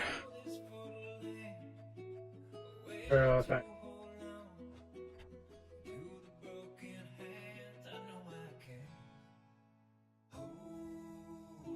We'll see if we can survive this push. We would have been playing more orcs with Quested 2. Yes. 12 more damage to the face can out.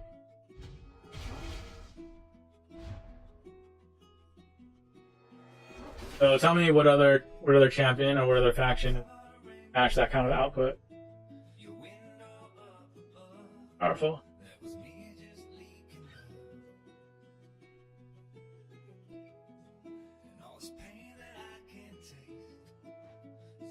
Bloody Queen. 7 card action, 7 damage action. Full feast.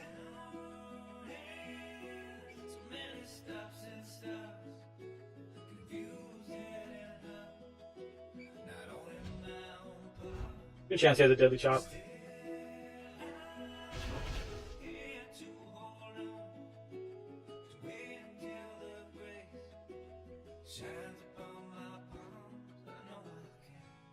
All those cards that he.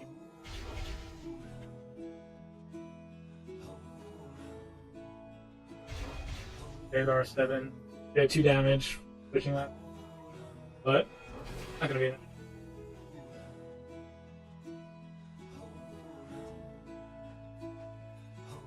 Burst down way too much damage.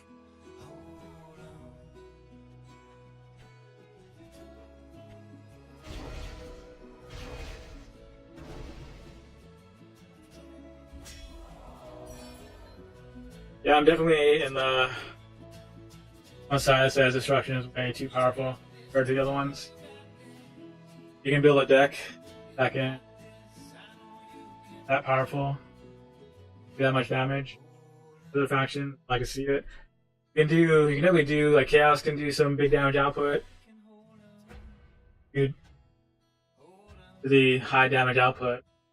You can't do it as Chaos is so combo dependent. If you deny them those combos, they can do that with card. Everything that destruction does is just whichever cards you have in your hand at the moment will snow.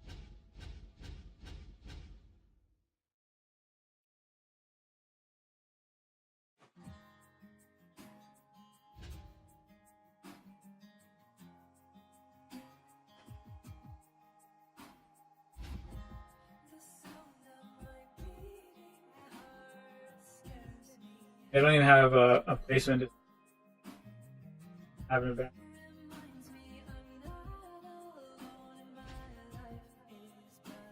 There's another thing I noticed with the game. Going first, you have a significant disadvantage. Placement, so huge. The only advantage you have is get like an opportunity strike for 3 extra damage or something. I don't think that the second player should get extra card. I'd rather play second, get 1 less card, I'd 100% rather go second. Get the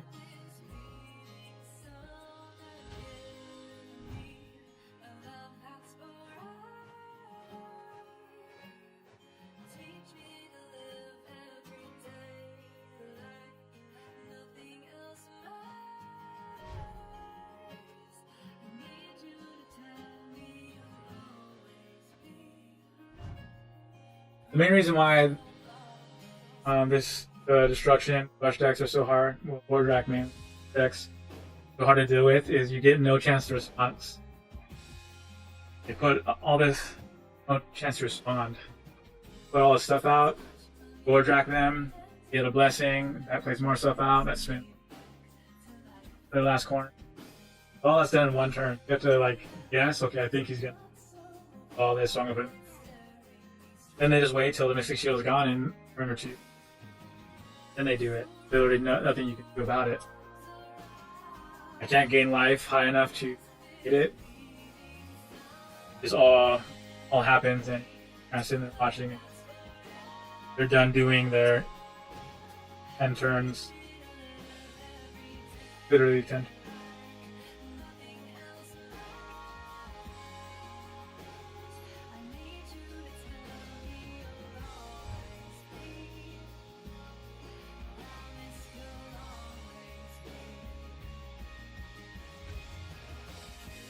Gonna do this early gore track.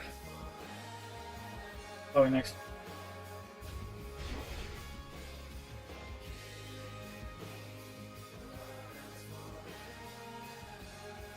Alright, because you have 3.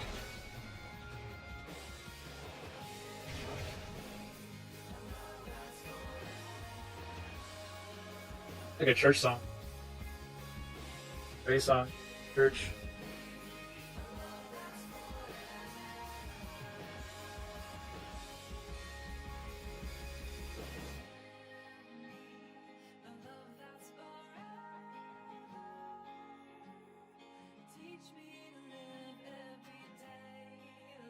Request.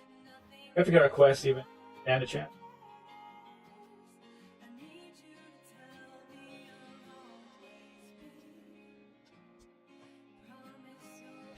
Honestly, if they get good draws, literally nothing. Their deck. This deck in particular, but much any deck I draw.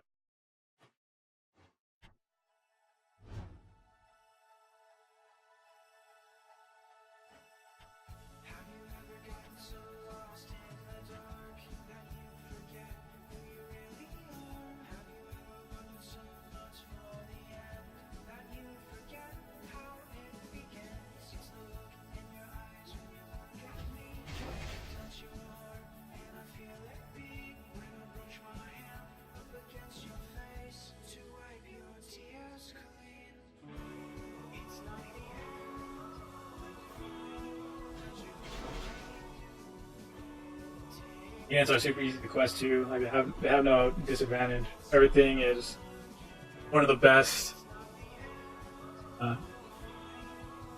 Even their wizards have pretty good abilities, even though you don't even see.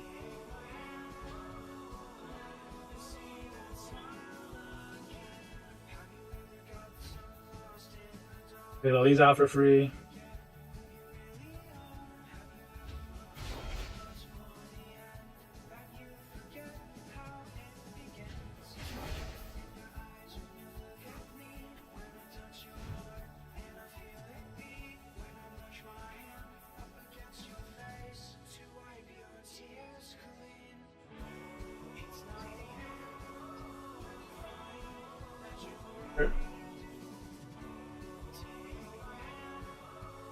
Paper twice. I'll just reduce damage. Nice, So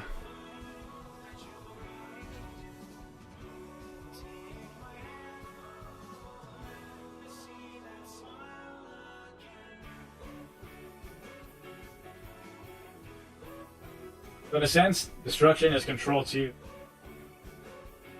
They're making you stop them. So they're controlling what you do, because if you don't do that, you're just gonna die. no long setup like some people have expressed in turn or even the same turn like last game.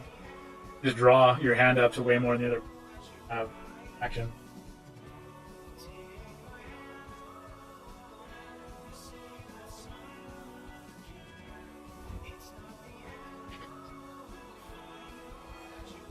Well, not to say like, oh, destruction is bad or not good for the game or this and that.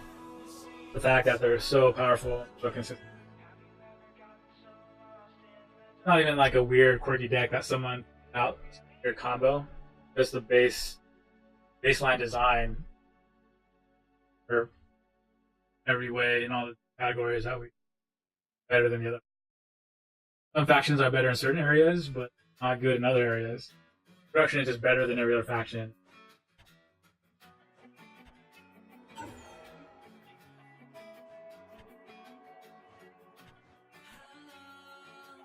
Must the poor girl away, lost in the chaos. Even with the nerf, Gordrak is super powerful because they're probably going to do more orcs and your sets, but those orcs sets also kind of hurts the game in the sense of their design of want to keep a balance. They have to find and Gordrak.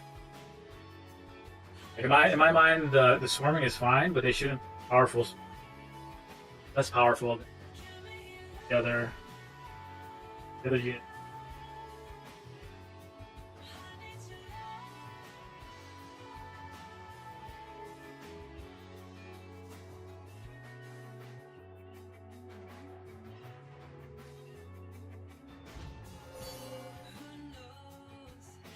Yeah, you can play destruction, but the destruction game style is not even that fun to play. Kind of plays itself. Like you can run like a AI script to just check for true and false information that for you, and that's kind of true in most cases, or so with destruction.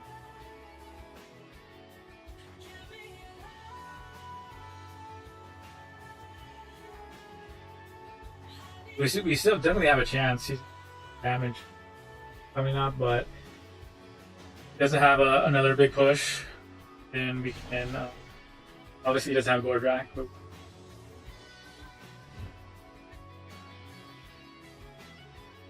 I don't know if I want to do this just because I dormant nothing. Delay thing, but I'm not gonna gain anything.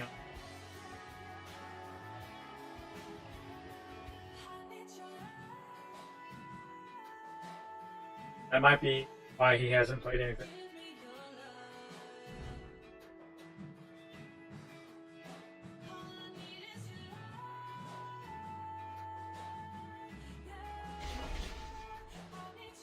We're on to the same. Good music. Another 9 damage. Their blessings are really powerful in addition to other. We might need this. Well, I need this just to hope for Orb of Immortality. So this is why destruction is cool too. You're afraid of forcing me to do this, a play I don't want to do because I have to stay alive.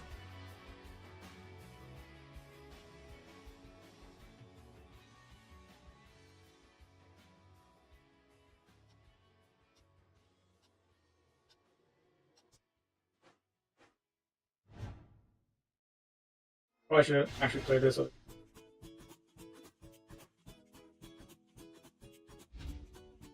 So these are going to be delayed, but a few turns they're just going to all trigger, or is going to be. So it's not going to help us.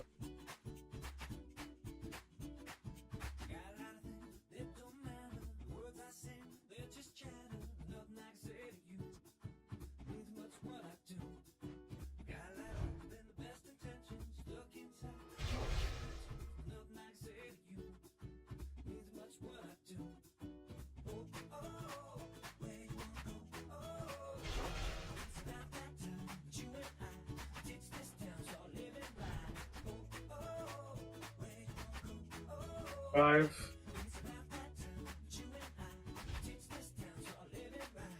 Okay, this is And this is him controlling what I.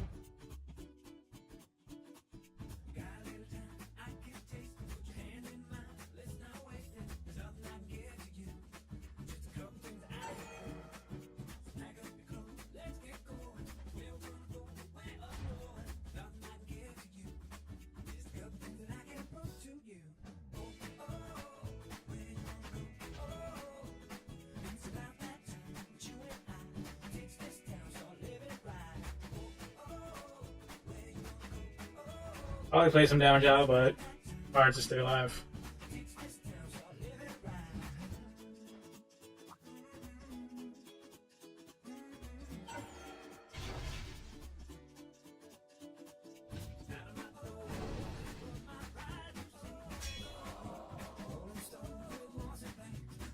Process to destruction. What could we do against destruction? How could we change the deck? Well, how can you X into?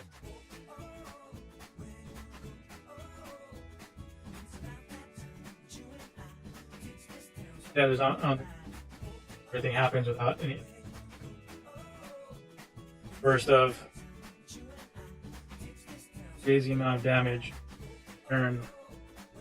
Can't set a 4. Can't react to.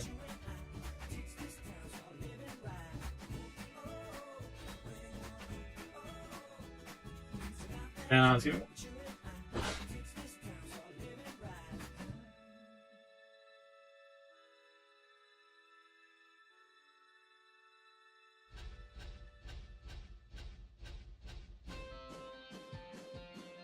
Actually, kind of funny because I played Lightseekers, and one of my concerns in getting into the game was the imbalance in Lightseekers, and I was kind of weary of. I don't know if they're playtesting or their design style. Not to say that their games are fantastic. The way Lightseekers was, I was worried that they have the same type of imbalance game. Not good any game way. That's something that's inherently more.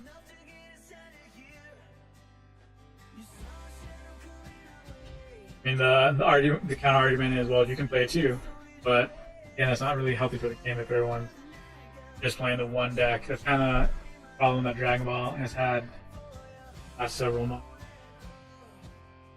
Their power creep is so high and have cards that are so powerful that it's either you play that card or play that deck, or a lot of people are gravitating away from Dragon Ball's card game right now. I started gravitating away a few months ago. Not really playing it. From events. So you're always going to play TCG. This. Switching from visit early turn.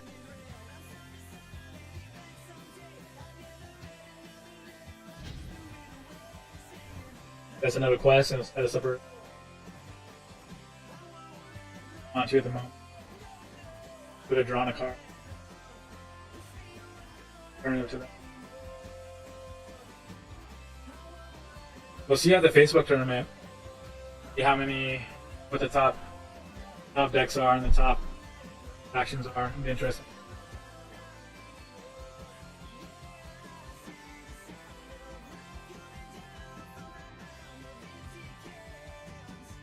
Death is definitely my playstyle. Not really that powerful, and you have to be really on the ball, which I'm not always on the ball, of how you play things. But it's just fun to play. It's fun to think. It's fun. Things in a traditional way. I really like Chaos too. Their combos. Combos are just so hard to play in this, even this game, because actions for.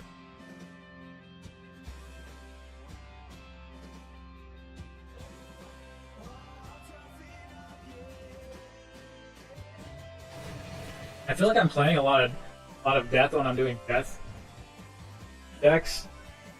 I wonder if they're trying to match people. Well, I guess I don't even know because you're gonna use your deck after match up. But I feel like not running into a bunch of destruction decks, death, or like I'm getting mirror match. But it could all be in my mind. Probably is. power on that.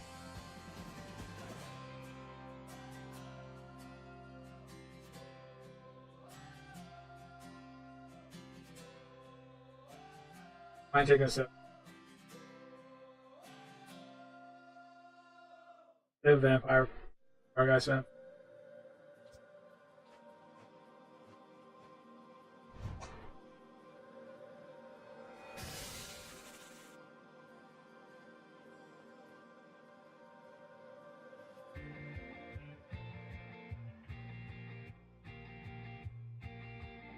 My deck definitely needs to be optimized in general. Definitely have some better answers for production. Even though it's not going to answer it 100%. Definitely that matchup. Especially competitive play when you know you're going to see a lot of it. Really looking forward to the rank play. So different matchups or playing competitive decks. Play people that are near your level of.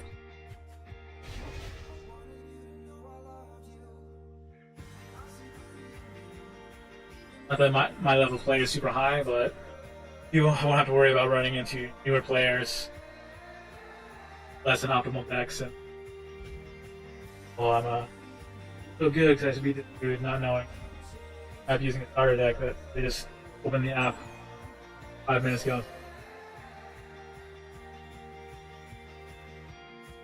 Rifle touch is going to be good in a couple. I think definitely we need more damage.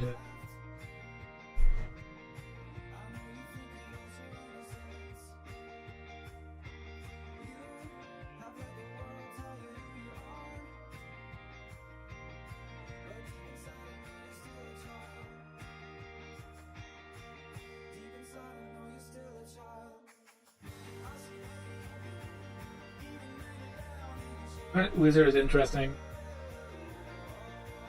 Kind of expensive for what he is.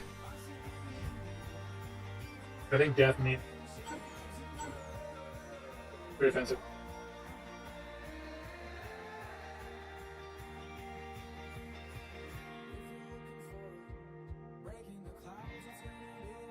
Beltly.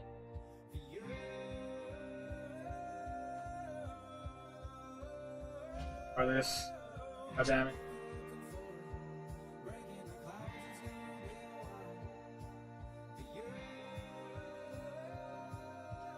Probably gonna be a long game. You probably noticed general death games are kind of drawn out, not aggro. Games go a lot longer.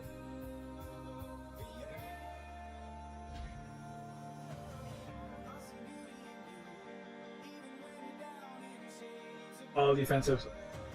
The problem is he's gotta maybe just drawing all his defensive cards, but can't just defend and win.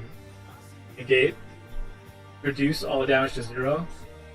Not gonna win unless you're playing take out deck, which I don't know. But that's also gonna take a long.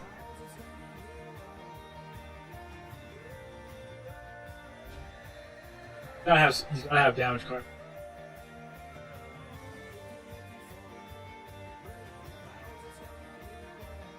Put this out and see.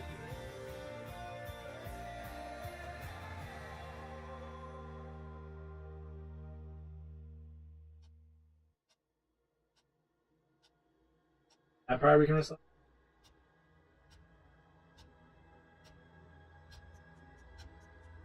Put tactical for me. I really need it, but I might just use it for a quest.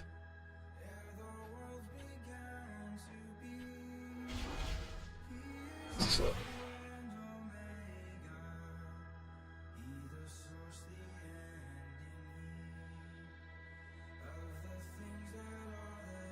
The other good thing about this card is you play it when they have a spell and they can't even play a removal ability to get rid of it. So if they have a spell, then the dormant.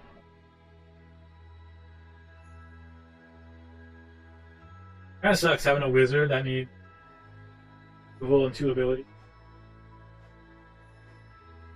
really slow quest and what else you want.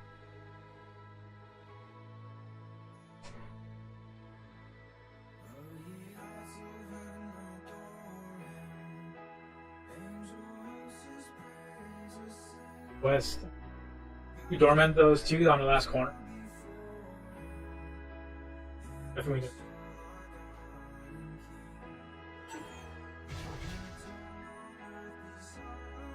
You can see even though he was preventing a bunch of damage and did some damage, basically just stalling without any benefit of it. I'm still progressing my quests. Using a lot of cards that are doing nothing, but a lot of cards that are just making my cards do aren't necessarily progressing them forward. It's just stall state in terms of cards that are value out of them. Which is kind of one of the reasons why I'm not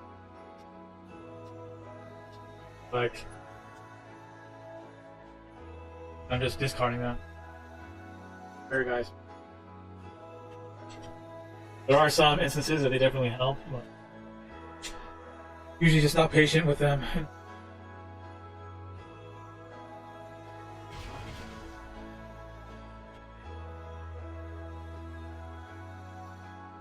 One instead of 7.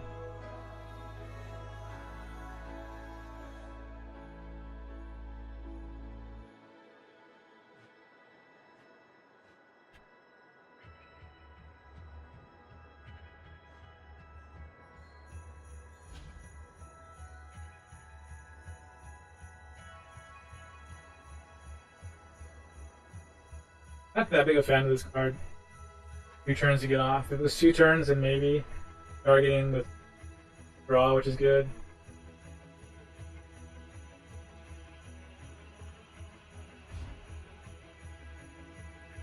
This deck is definitely a spot I would use. Even his deck works better.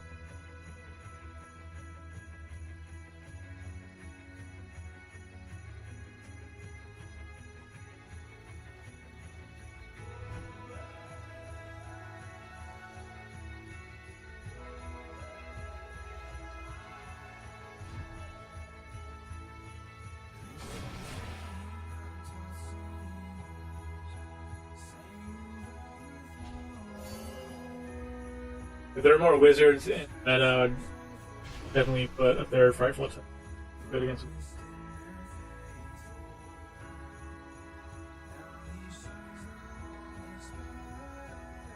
This has got to be like worship music. All this stuff sounds like church song.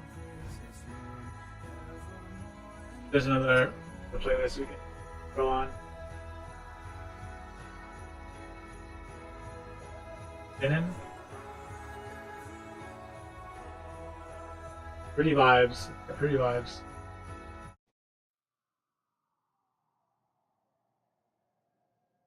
Oh, pretty. Don't let me show cruelty, though I may make mistakes. Don't let me show ugliness, though I know I can hate. And don't let me show evil, though it might be all. Show me love, show me This guy. show me love. Don't let me think weakly, though. You don't get the card draws constantly from Bargeist. This deck struggles. You need that action advantage. They're at the bottom of your deck. Struggle for sure. Show me love, show me love, show me love. Like I said, hard to come in.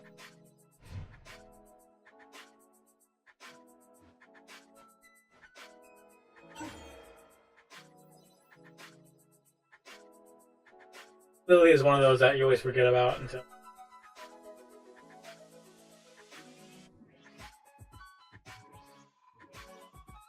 Go for blessing.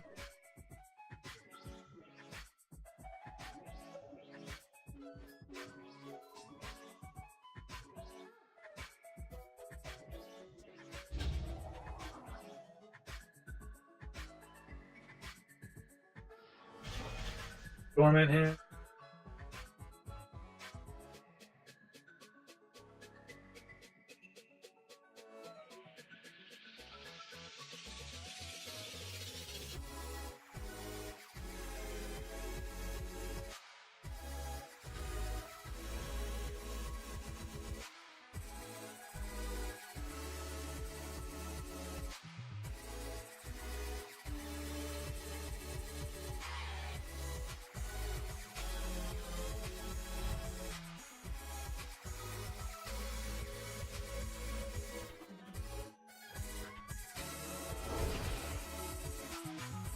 This is when you want any damage.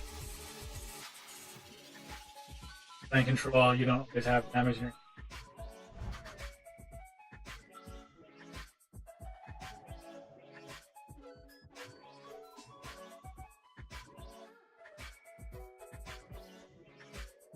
The game so far kind of went how I was talking about, is stopping a lot of stuff, but you can't just keep on stopping stuff and especially because eventually you might not be able to stop everything happen. That's when try to come out ahead.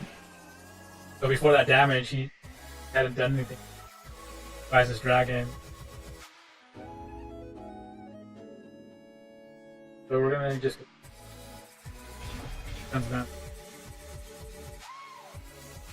go for our last blessing, damage, card. Not even get to that.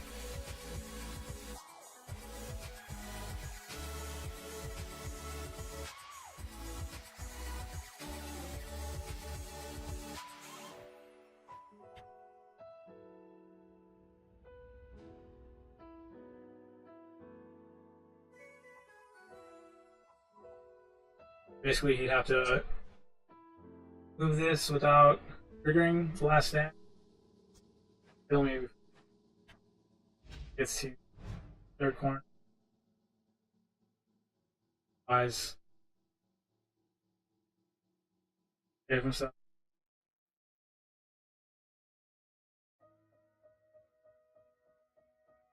This is one of the few decks that I've played or that I play where you can kind of count on kind of use your blessing as something you're going to build around in the deck. When you're only doing one or two blessings, doing decks, can't really count on those to help you.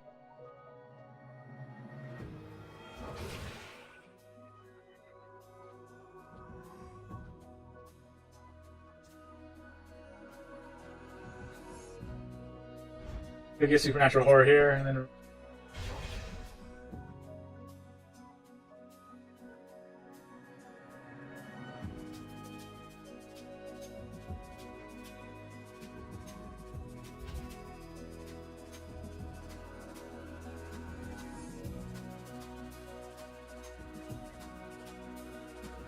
get supernatural horror.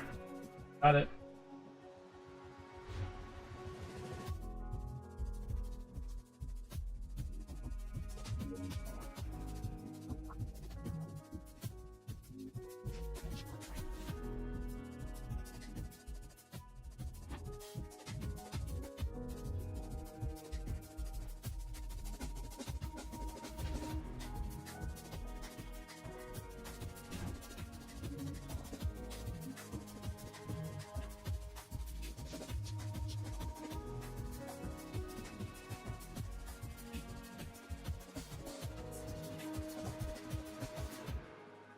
I definitely need to rethink the fonts I have in this.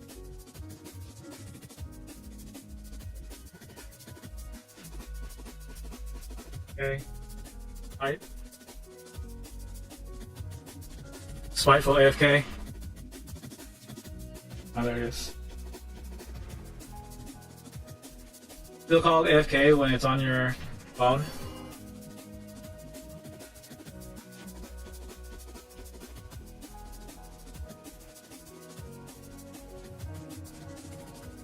AFP or AFS, away from screen. Also, right, he reduces.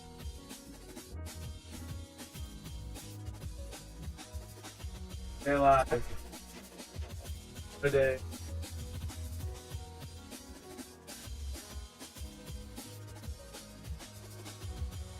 Still have 2 more turns of Supernatural Horror.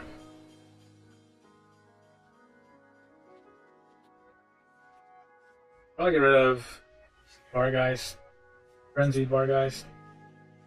It has healing and card draw, which get him back into it. But I kind of want to remove this so I can get Murderous Bargeist. Try and close it out. But, I mean, this is going to close it out. You don't let him get back in once the Supernatural Horror is gone.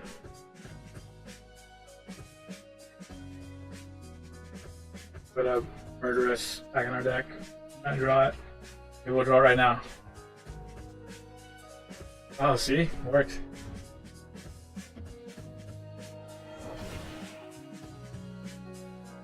That card draw means I was probably meant to. The game probably feels sorry for me because I got smashed by Destruction 2 games in a row. One of the downsides of this deck is games are kind of drawn out. You kind of draw it out even if you have no chance of winning, you can still draw it out. I mean, I've come back. I've been in his situation and been able to come back. Is be able to heal with Area Feast while doing damage. So it's definitely not over until it's over.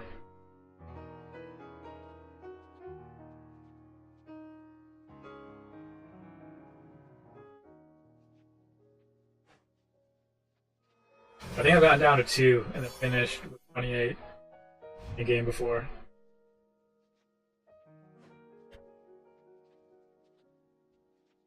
I have a Grot Shaman deck that I like to play just for fun, but I've gone down to 1 damage and then stayed at 1 damage for 10 turns and pull it out. But I think that's also because people I was playing didn't understand exactly. Oh, see, that's a bug. That damage shouldn't go through. Supposed to be dormant.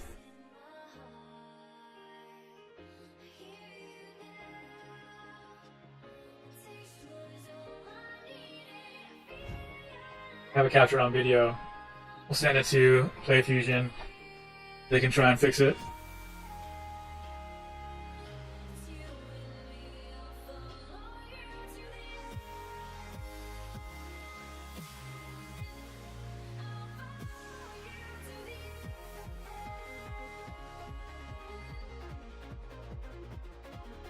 New copy. Supposed to be, what are we listening to again? The Beautiful Beats? Oh, Pretty Vibes. Like a synonym. Beautiful Beats.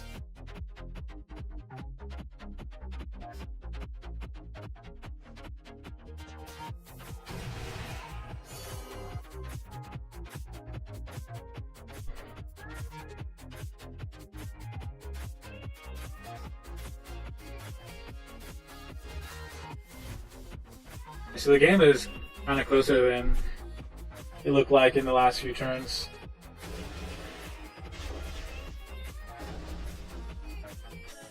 How ties and that type of thing are going to go. Because decks like this that are going to take a long time, it's going to change how you play those best 3 decks depending on those rulings.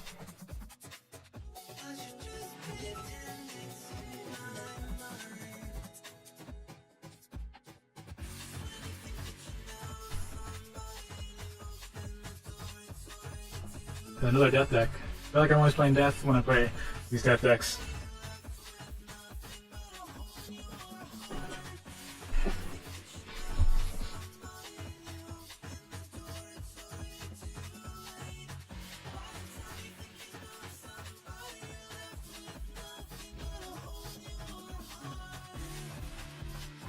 See what.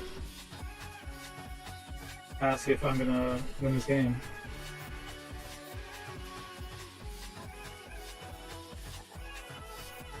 Set up for Frightful Touch here, across from the Wizard.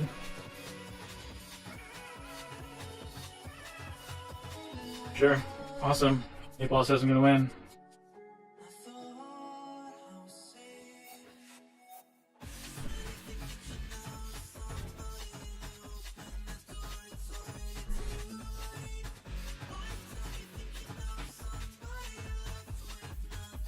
Two Feasting Bargeist. Really good start for this deck.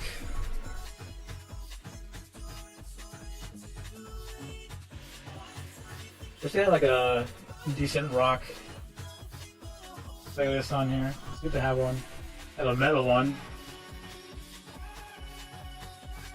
Have a rap one we tried before, that wasn't too good. Mostly EDM stuff on here.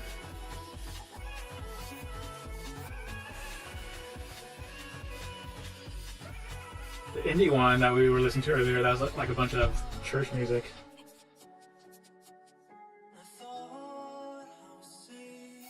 I don't think they have just like general rock music. We got 7 damage coming at us right here, and then 5 more over here. Little damage coming at us already. It's okay.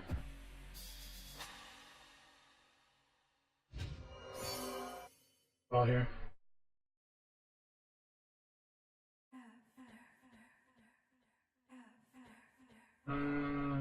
Yeah. We got plays for next turn too. And then our hand will just be really low after that.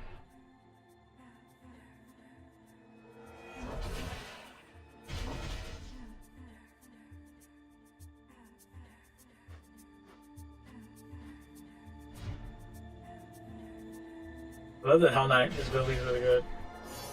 Of course, not as good as War Boss ability, who rotates forward for free.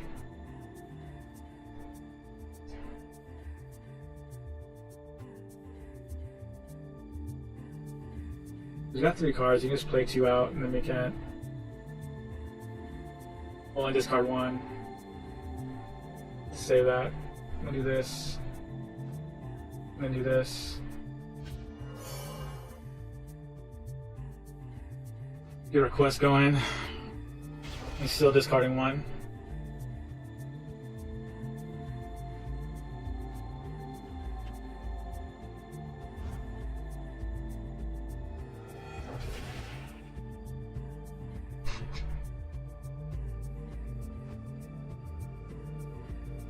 Power of the Bargeist. I know it's mostly death players get rid of these Vargeist because I think they know the value of them best compared to other factions. If you're not playing death and playing a bunch of these Vargeist, you might not realize how good they actually are.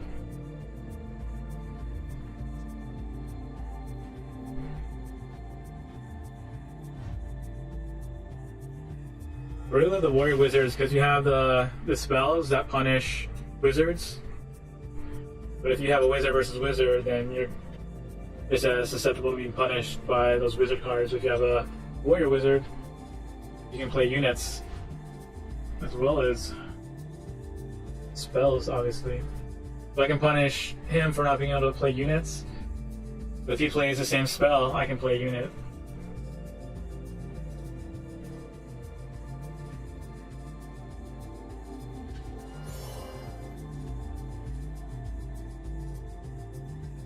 Probably should have played this, because he's would have had to draw, or he could have used this ability just to not waste a card, but he probably would have drawn 2 and then just discarded them right away.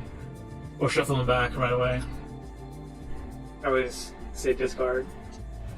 I don't have it from playing other games.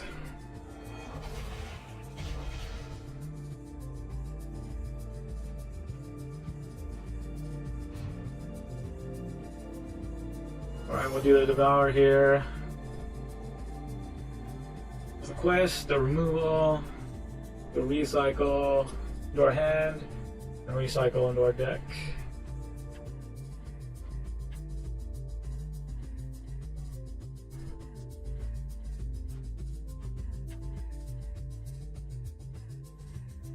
Yeah, play Feasting Bargeist, always a good move.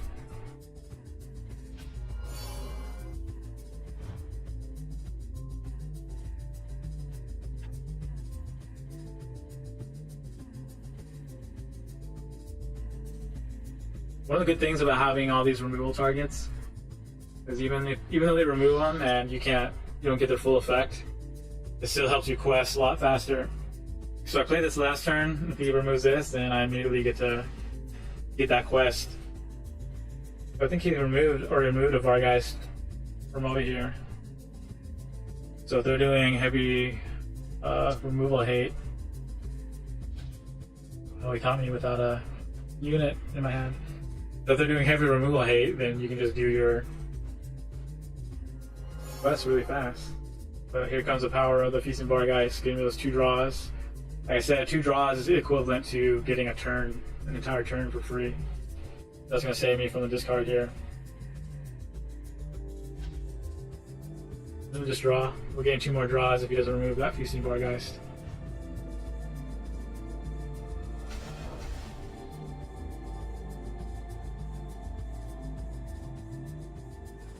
Having 2 wizards, he hasn't been playing that many spells.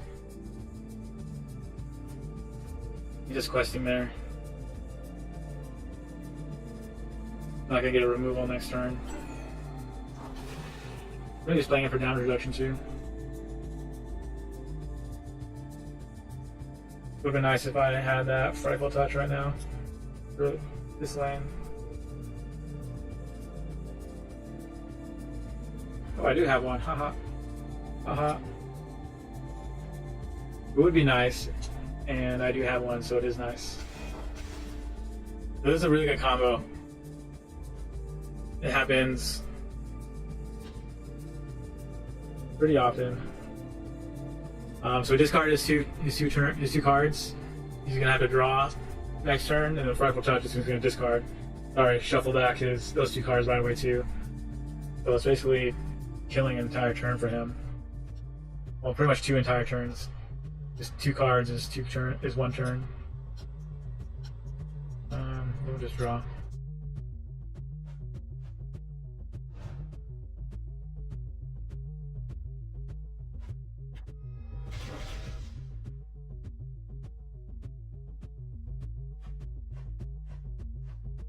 There's like Enigma music you see on TV shows. They're like trying to figure out the puzzle. They're trying to find the bad guy. Yeah, so that's 2 turns where he can't do anything.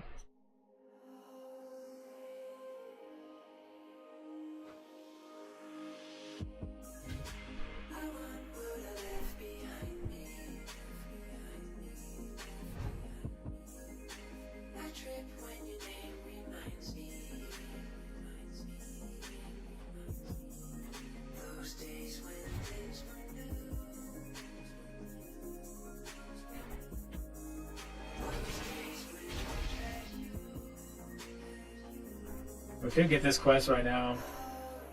We kind of want to wait for the right time.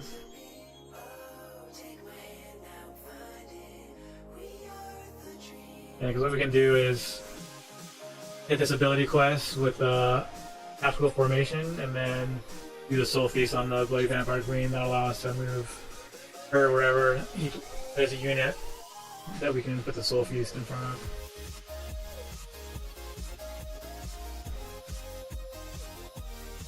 This deck usually plays in reaction to what the other person is doing.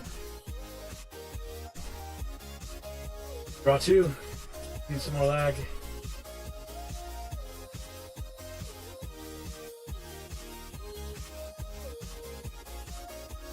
I wonder if the game's so popular now, they got so many people playing over the weekend that they were having server problems. Because we were having problems on the stream, I know. A lot of people were posting on Facebook that they had problems. Here we got.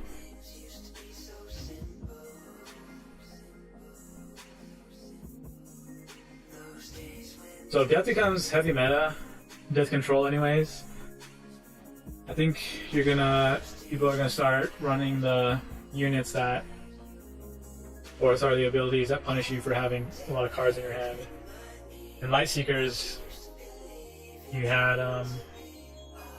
one of the Umbreon Informant, where you would draw up to the number of cards in their hand, so everyone pretty much ran those because it wouldn't be uncommon to literally have your entire deck in your hand. Okay, so we don't even have to move the Bloody Queen here to get the Soul Feast onto somebody. He's not going to be able to devour it because he has no cards, he's going to have to draw. And then we can keep the Skeleton Warrior going. I think this guy just doesn't have an optimal deck. He might not have all the cards that he wants for his deck. That's kind of what I was talking about while I was looking forward to the rank play. You kind of want to play people that have the same level of play, same level of decks that you do, so you can actually see, am I improving? Am I getting worse? You don't want to play a bunch of new players you never played before and then feel like, oh, this deck is good, undefeated. You see people on Facebook posting how this deck won 10 in a row. But you don't know unless there are challenges, you know those people. That might have been 10 people that are new to the game. Once we have rank play, hopefully the matchup should be a lot more even as far as player level goes. Infusing Vargeist, obviously. So here's where we want damage, and this deck doesn't have a lot of damage, it's a slow burn. So I think we need to change some of the cards up, put some damage in here so we can get some of that damage potential that we need.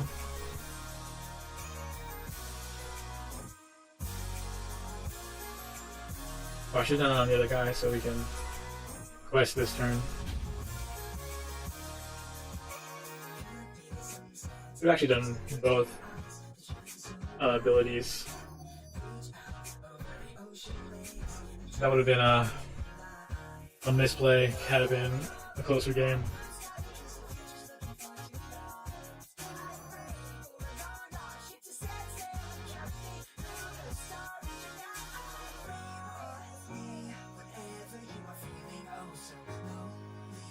I think after this we'll try and put some more damage in the deck. We'll give it one more go, then we'll call it a night. Hopefully I'll see some of you guys in the Facebook tournament. You guys know my deck inside and out, so you should beat me, or I'll be disappointed.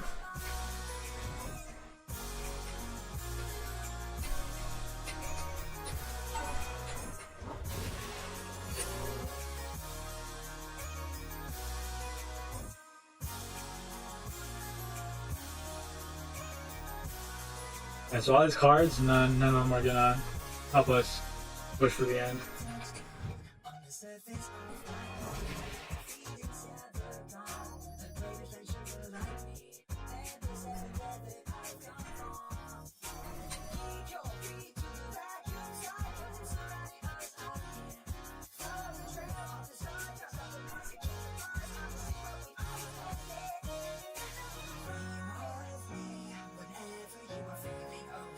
Yeah, there's an online tournament that they're doing on Facebook on one of the groups. So they're setting something up, and then we're gonna play on the app. And they have like some foil cards that they're giving away. This is the deck I'm gonna use, but I'm not banking on doing too well with it because it's not the best deck, but it's the deck I like to do. So we'll pop this blessing and see what we get. You can learn how to play in the next couple hours, and you can enter the tournament yourself.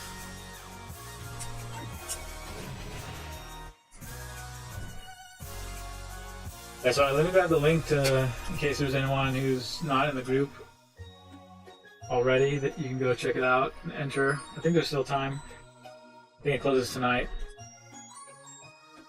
You can also join that Facebook group and then enter the tournament. Let's see how many players they have right now. I know there's a lot. 75 players right now, so worldwide tournament being online. And it's kind of the first real tournament besides small locals, so I think a lot of people are eager to see where they actually stand in tournament play and what these decks actually do that everyone's talking about.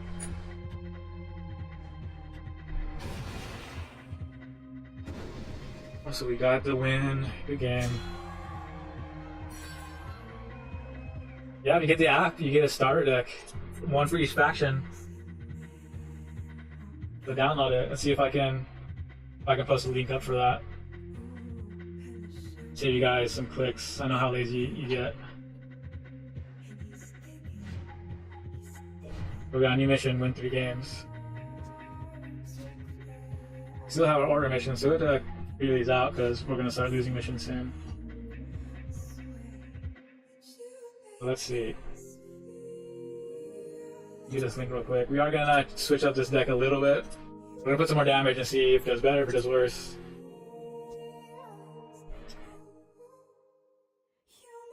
Well, I'm even gonna post individual platform links. So you want to go to Google Play, you want to go to the Apple App Store,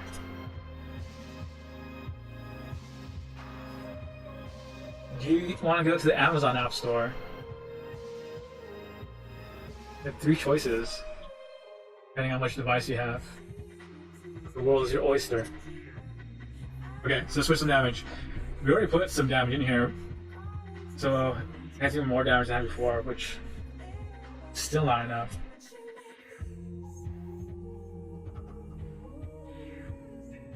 I wonder if we should take some of the abilities out. Your Frightful Strike is 3 damage. We're not getting the second ability on there too often. No, sorry, we were getting this one. I was thinking of the other one. They're called First Strike, where you spin it back or forwards. You don't always get that effect. You don't always do that effectively. Let's see. I don't know. Let's see what units we would even put in here, or maybe even spells. Arcane Bolt we could always put in there. It's 3 turns for 7 damage. I mean, maybe that's what we put in as one of our finishers.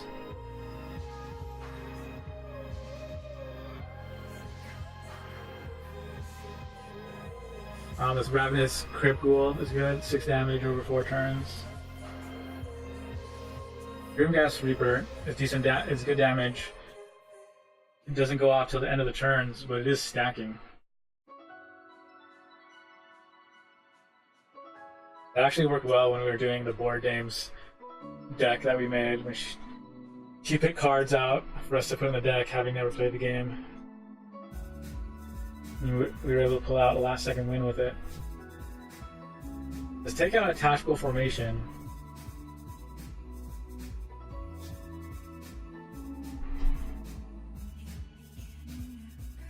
Or do we take out both Frightful Strikes? Let's take out both Frightful Strikes. We'll leave 1 tactical formation. We do need abilities to get our blessings.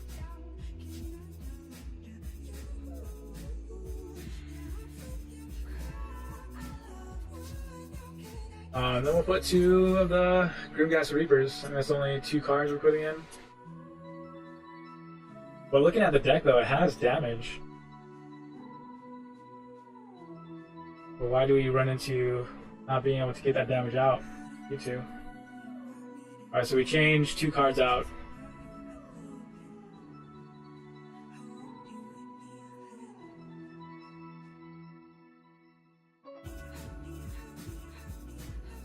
We might do one more go at today's challenge.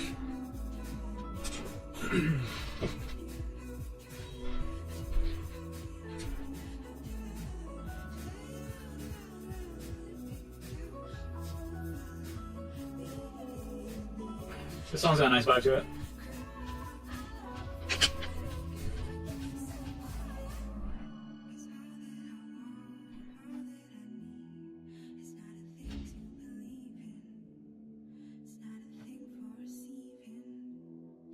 Veritaunt. Green Beasts.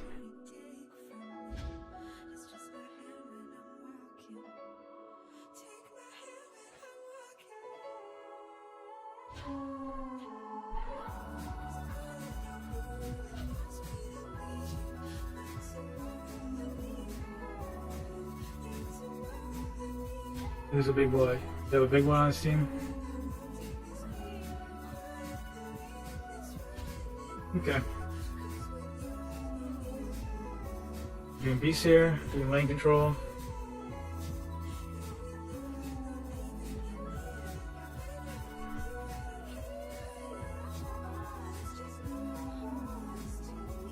We can play this here, and no, we can't actually. But if we had a wizard here, we can hope that he didn't have a beast. This is a wizard, not a warrior wizard. I think we draw 2.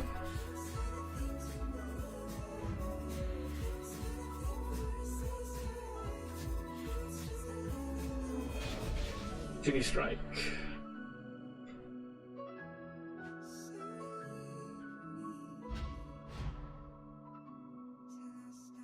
This is going to increase by 2 if we are disengaged.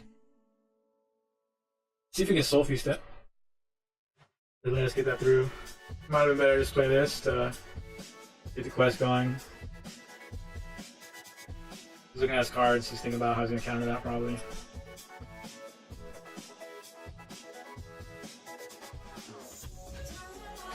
So this is when Triumphant Smash is really good with Launch Strike Raptor.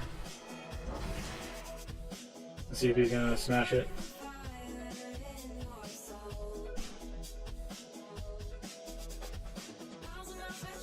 No.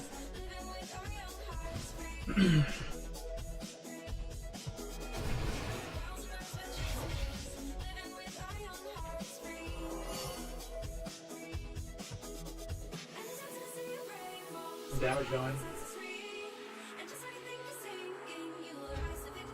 Damage and some quests. There's certain decks that don't care about their quests. There's certain decks that rely on their quests. This is one of those decks that relies on the quests, but it's not a quest aggro deck. You kind of just let them naturally unfold, and then when they come out, they help you a lot. But you're not trying to just get them out as soon as possible, and not maximizing the cards that you play. They played this. Not sure why. Just a quest, I'm guessing.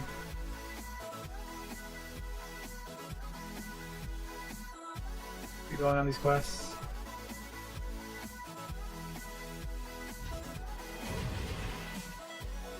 Draw.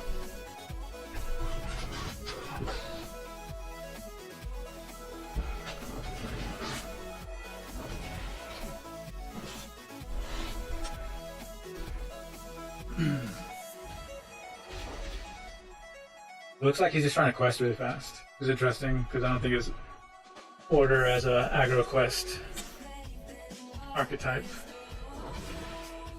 I've seen it work out pretty decently though, playing against it.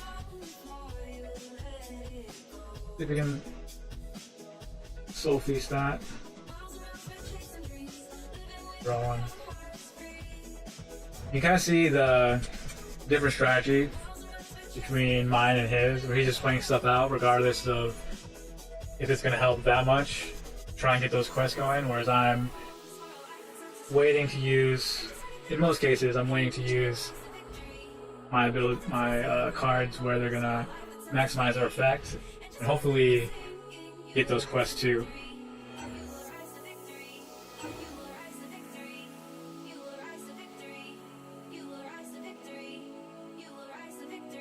It was a good play. He prevented it from being removed. That's a good counter against my deck in general. This guy, the Paladin Protector. He says a removal and 6 health. It's pretty good.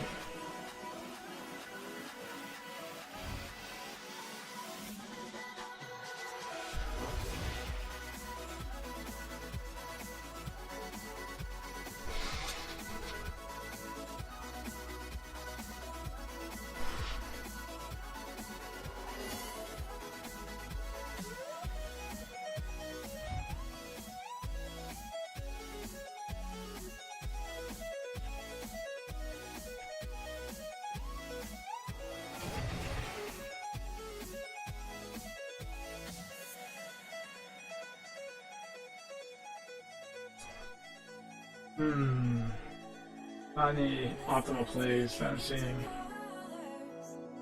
These guys are gonna go away next turn on his side, their side, his or her, on its side.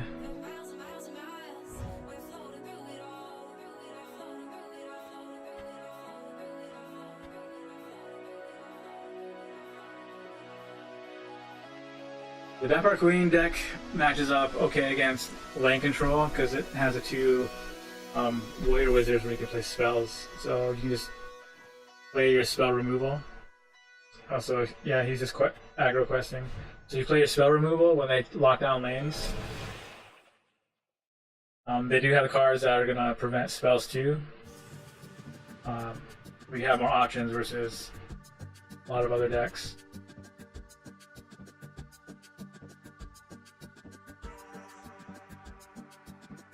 I haven't seen any beasts, so let's see if we can catch this dude without a beast sometime during the game. He's disengaged, so we can't even switch. Oh, that was useless. Just did our quest. See if we can remove that dude. He just spin him forward.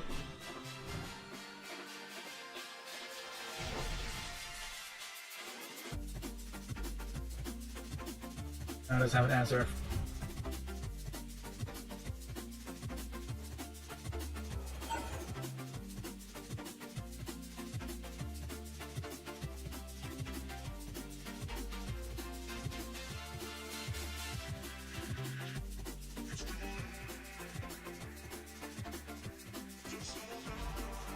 This is a good blessing.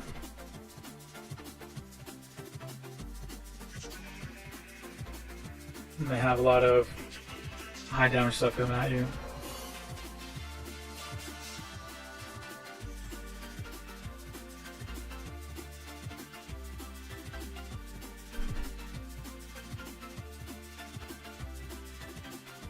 So Business Sloth, if you download the game, make sure you friend me. You can challenge me or teach you how to play. Oh, let's draw. I'm sorry. I forgot I had 3 turns. 3 actions, rather.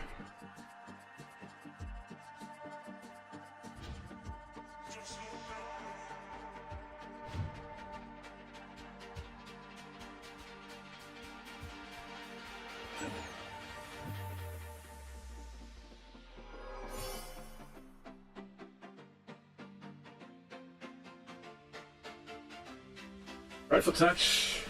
I can play something here.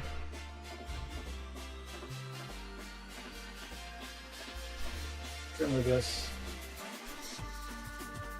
So this is an instance where I'm looking for a quest progression play that's gonna work well with the current situation.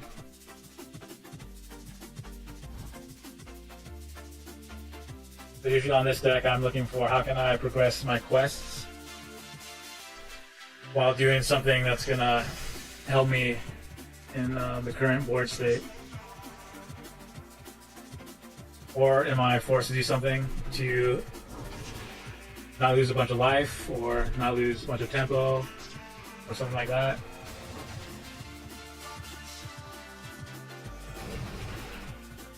But generally these quests come out pretty naturally of what you're trying to do. So again, is why I put the stacking with the Grimgas, because that's what we put in here for. So the stacking is gonna give us this blessing. I'm playing that naturally along with the current quest that is available. So instance like this, I might play it out there. We did take the abilities out, so we're not going to get as many abilities to play.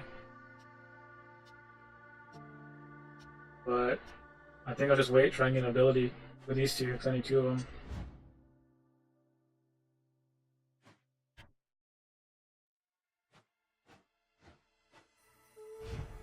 We do have time now. We have Supernatural Horror and the Morbid Terror out.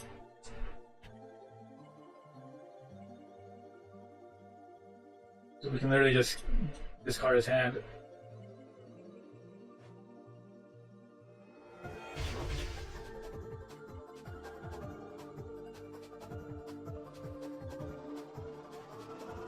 I mean, it's kind of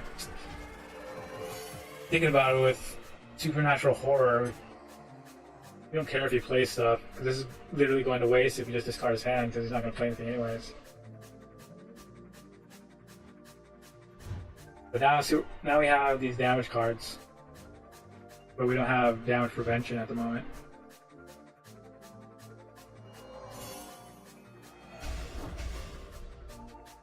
So see if we get some abilities. Nope. That's kind of what I was worried about, making the change that we did. We still need abilities. We had a pretty good ratio when we were playing before, what we had before. The Devour here would be super nice right now. We get one? No.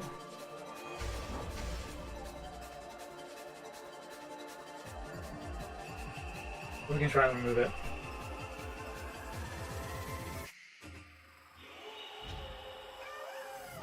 The bonus of getting this Grimgas Reaper in here is it gives us opportunity to get support 2, so this is unremovable damage. When Skeletal Legion has support 2, it cannot be removed. So that's 5 damage that's going to come at them that they can't get rid of.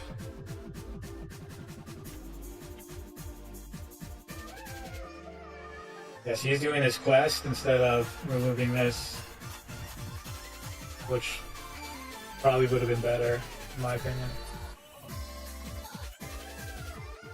But he might be banking on his quest to save him right now. I want to play this as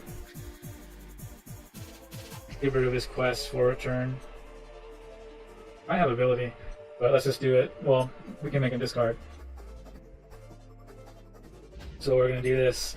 Just to keep him from getting that quest, and then we should be able to. We shouldn't have a problem winning.